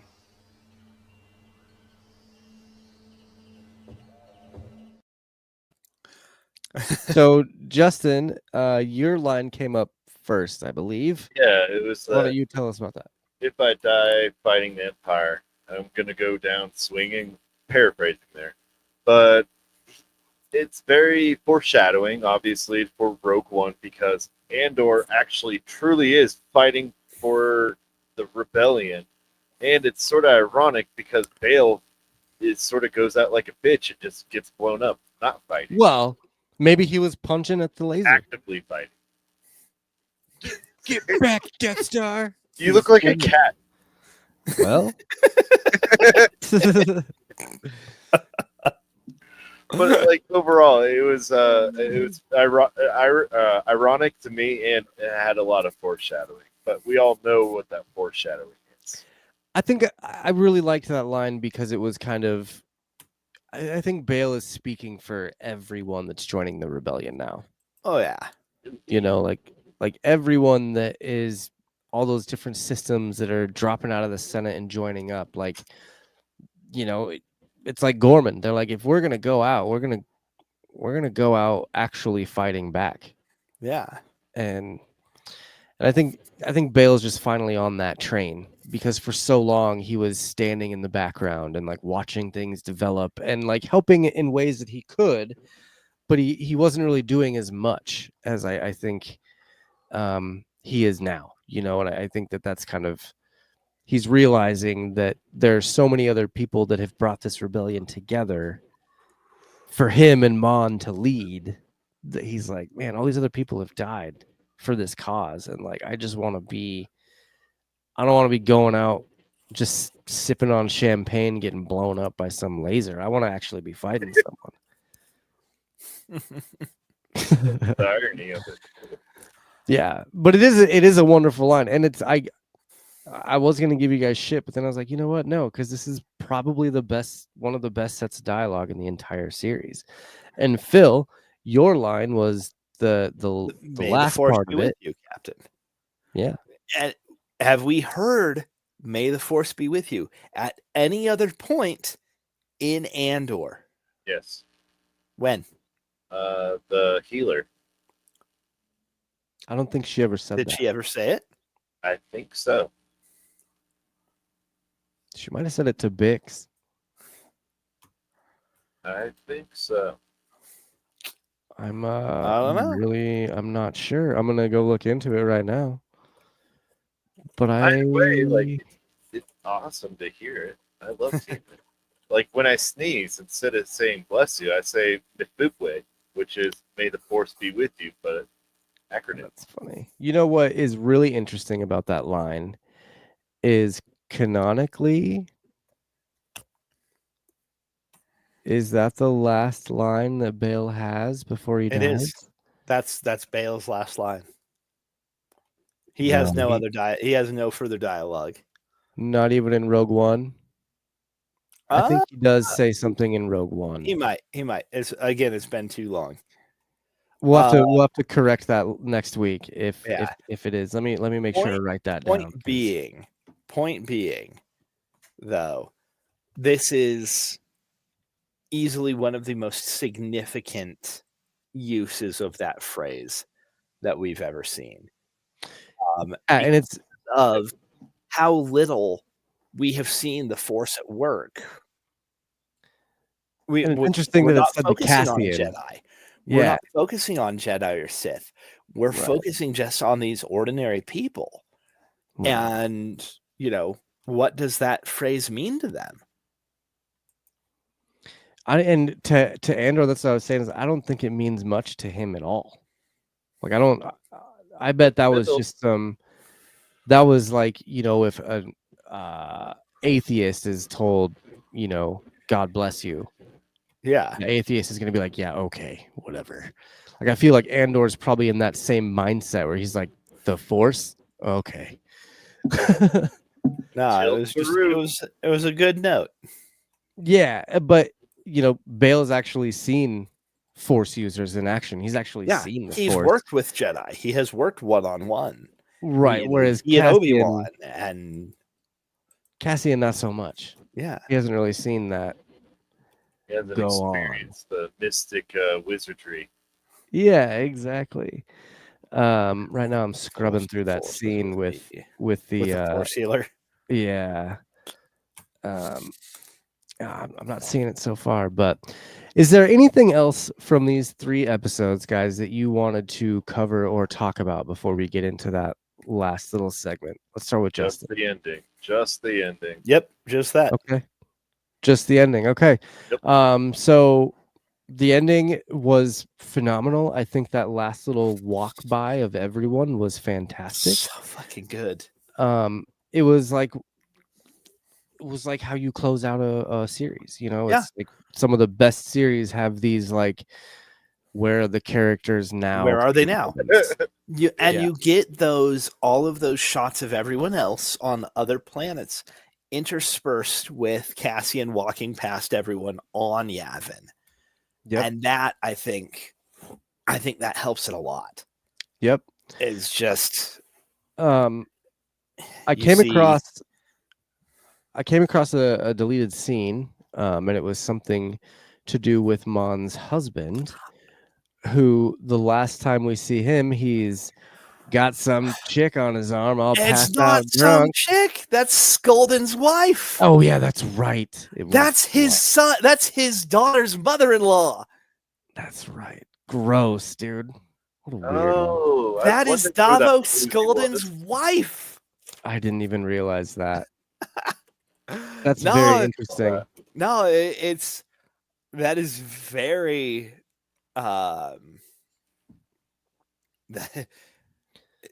what Scandalous? yeah, that's Runai.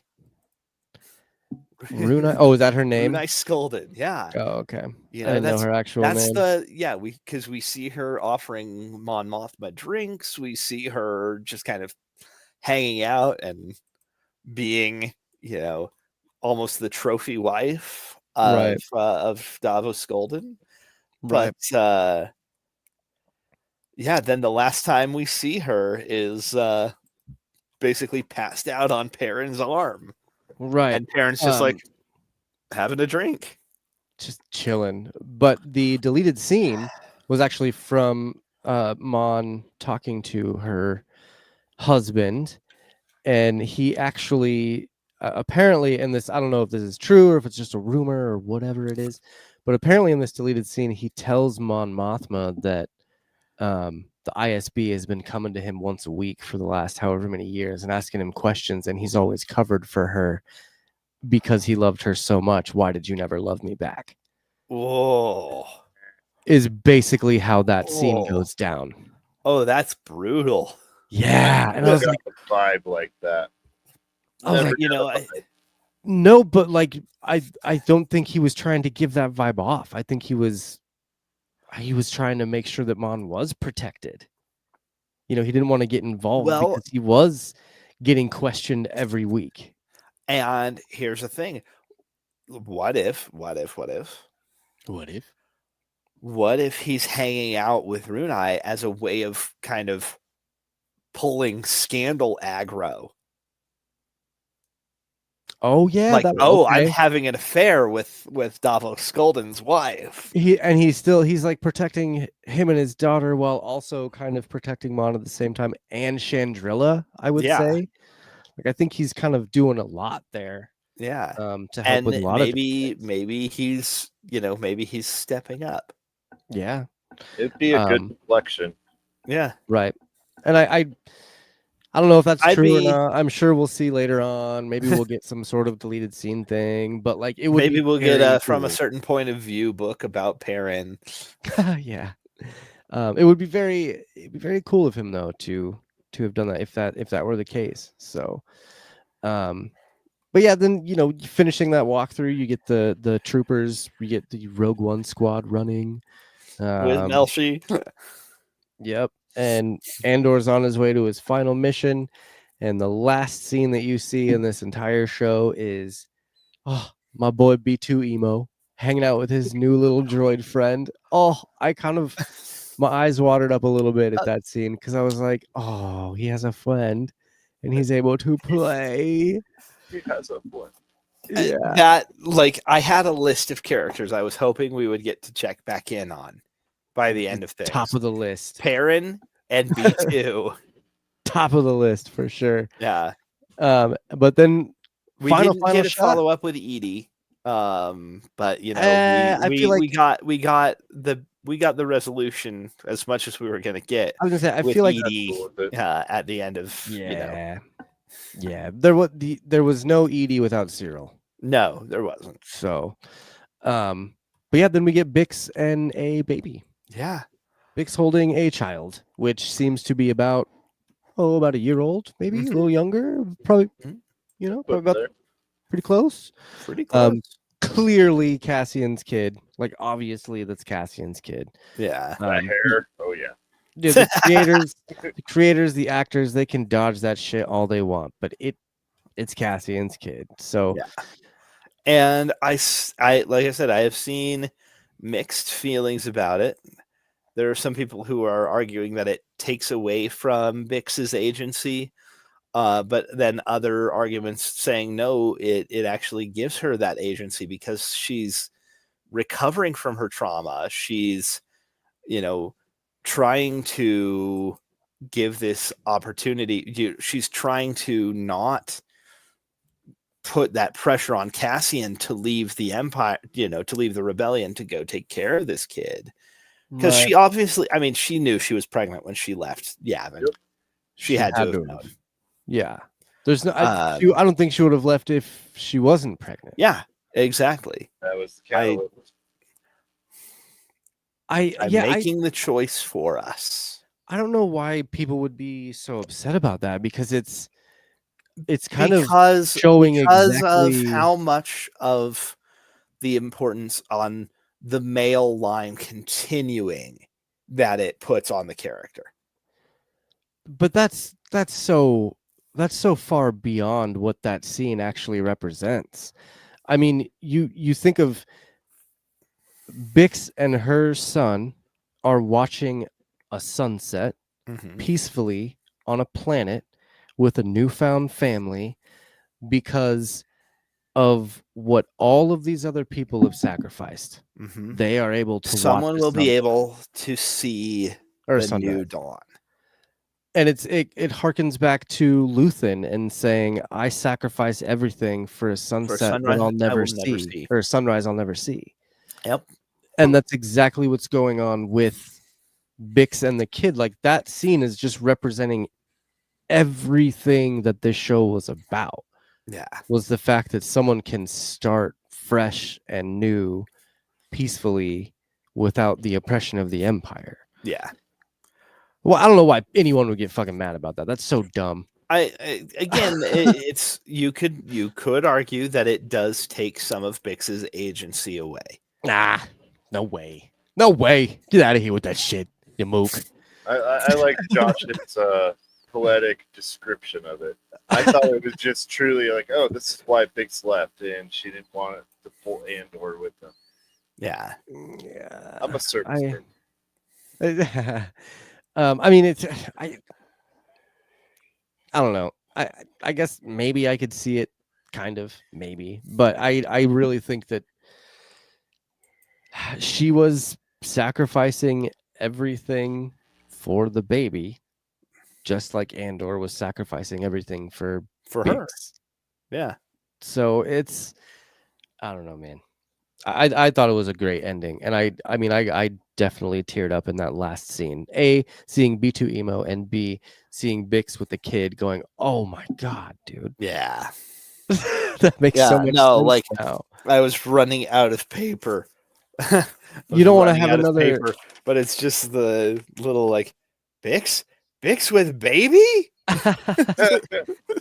I mean, you don't want to have another kid like Hera's kid raised on a battlefield. You know, you don't want to have that. I mean, I'm sure that little little Caleb is going to be great, but like it's so much, in a family in a family way. You don't want to raise your kid in a war, Yeah. so I don't know. I liked it, and to each their own, I guess. But that I feel like that's just kind of a dumb thing to Yeah. complain about. No, and So, I thought it was a very solid ending for the whole thing. Yeah. I just over the last week, 5 days, whatever. I've been reading a lot of different takes on it and seeing arguments to both points. yeah. So I haven't seen much. I other felt I than- would be remiss in not mentioning both sides of things that I have seen. No, it makes sense, and I guess my algorithm is just showing me all the good. I Yeah. haven't seen very many bad. I've seen a couple comments of people that are upset because this is the best that Star Wars is going to be. But other than that, I haven't really seen anyone complaining about Andor. Yeah. Now that the series is done, I'll go back and read all that. Mhm. Otherwise, I haven't read any reviews or nothing about it. Yeah, it's And I waited until I actually got through each set of episodes at least before I went into any criticism, but yeah. I have been trying to be, Check this. discerning but open-minded with any of the. What are the next Star Wars shows to come out? We don't have anything till Mando and Grogu, huh? 2026. Oh no, we got Vision season 3 coming Yeah. out this year. But that's it. No, we don't got we have. Oh yeah, Visions is great. Visions is It's like so much a fun. what if it- Yes, but it's fun Yes and no. and pretty. Yeah. And they got Wedge back Yeah. for the first season. So Or it was looks it like second season? I'm just looking at. I think it was the second season. Second season. Damn, there's a lot of stuff in development, but right now the things that are actually confirmed: Vision season 3, Mandalorian and Grogu, the Maul Shadow Lord series, and Star Wars Starfighter with Ryan Gosling, and then the Ahsoka series. Those are like the only things that Yeah. are really, really confirmed. So That's okay though. no, I'm It's not. kind of nice that's- to not have That was the my next thing. Was 5 years of Star Wars already laid out for us. right. Now, look, this list is huge, but it's like, James Mangold, Dawn of the Jedi in development, the Mandoverse New Republic movie in development, like Rogue Squadron, Status Unknown. Like, it's just a bunch of stuff that I don't think is actually confirmed. So, yeah, we don't have a lot, which, like I was saying, I'm kind of cool with. I'm kind of happy that they're pulling back a little bit with giving us content. Like, give us a little bit more quality over quantity. I've been screaming that at Marvel for the last year and a half. Good with quality. Yeah. Man, Anything else you guys? If we can get more things that are on par with Andor, take as much time as you need to get them there. I'm very curious. If Andor wasn't like Star Wars based, it would have been an HBO show. Probably. They make goddamn good TV. I'm really curious. That's about all I've got. Yep. That's about all I got for the episodes. Cool. And again, we are going to come back next week and talk about Rogue One. So anything that we forget, hopefully, Justin, you're going to be here next week, right? Are you going to make it? Yep. Okay. I know this was a new. I just kind of sprung it on you guys last week, but I thought it would be kind of fun. So yeah. But yeah, I just wanted to say that I'm super curious about this Ryan Gosling movie, Starfighter. I mean, we have seen he's proven that he can do gritty, he can do funny. He's a versatile enough actor that I am. Have you watched The Gray Man yet? No, not yet. It's really good. It's really, really good. It's a Netflix original starring Ryan Gosling and Chris Evans and Anya Taylor-Joy or whatever. Yeah. Really, really good movie though. Okay. Check it out. We'll check it out. That being said, let's move on to the final segment and get the F out of here, eh?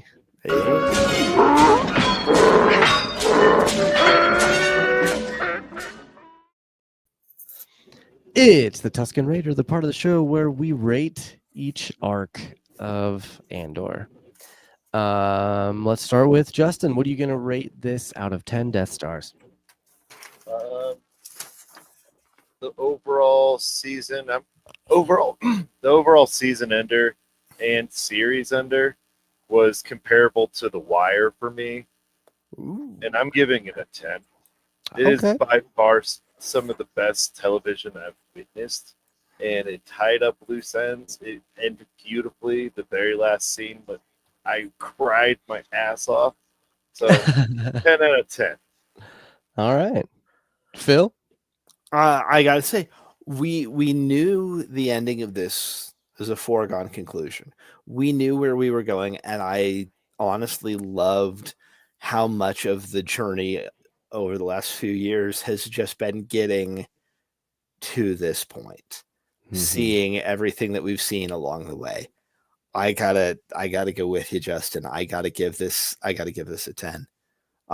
They absolutely 100% stuck the landing. I was worried before the season started, but I was comforted basically at every step along the way that they were going to do what they did, and they absolutely stuck the landing. 10 out of 10. I love that. I love the, like you were saying, Phil, the whole, we knew exactly what was going to happen. And we knew that who was going to survive, and we had a good idea of who wasn't going to survive. I like the fact that I was still surprised in this, because there are things that you watch where it's like a prequel and you're like, oh, I know what's going to happen. Like, this is what's, it's like, it's a linear story. Like, it's going to be pretty predictable. And this series was not even close to predictable. There were so many different ups and downs and so many different, like, just emotions. And it was such a wonderful ending. This is going to be a record, but this is the first time that I have ever rated 2 episodes in a row at a 10. Because I'm also going to give this arc a 10. I'm going to give the arc a 10, and I'm going to give this series this season as a whole a 9.5.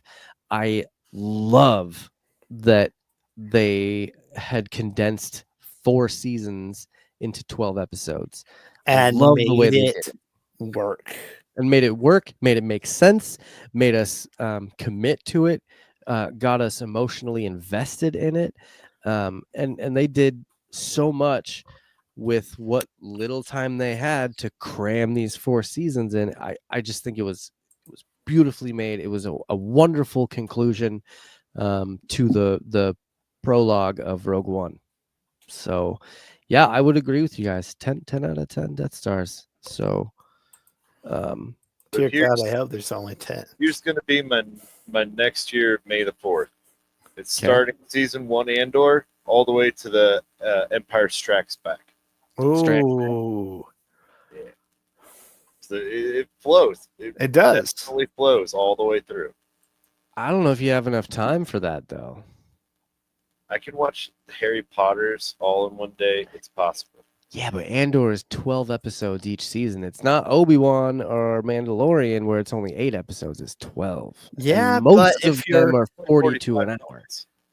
I was going to say, if you're cutting out credits and intros and things, that's actually, I mean, you could do it within 24 hours. I bet I can make you a supercut, Justin. I could probably make you a supercut where I just splice everything together and take out all the credits. Do it for me. And yourself. And I'll every Star Wars fanboy out there. I'll work on it. All right, gang. That was, this is it's been a solid. great time. It's been a wonderful season. It's not over yet. We got an epilogue next week with Rogue One. We are going to be discussing that movie, so I'm hoping that we get a couple guests in to come talk about it.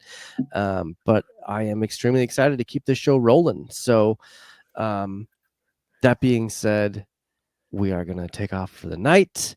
Join us next Saturday, hopefully at 9:30 Central, 8:30 Mountain Time, to talk about Rogue One. For this week on Quest Me, I have been your host. I'm Phil. And Justin. And of course, my name is Josh. We're going to talk to you next week. May the Force be with you.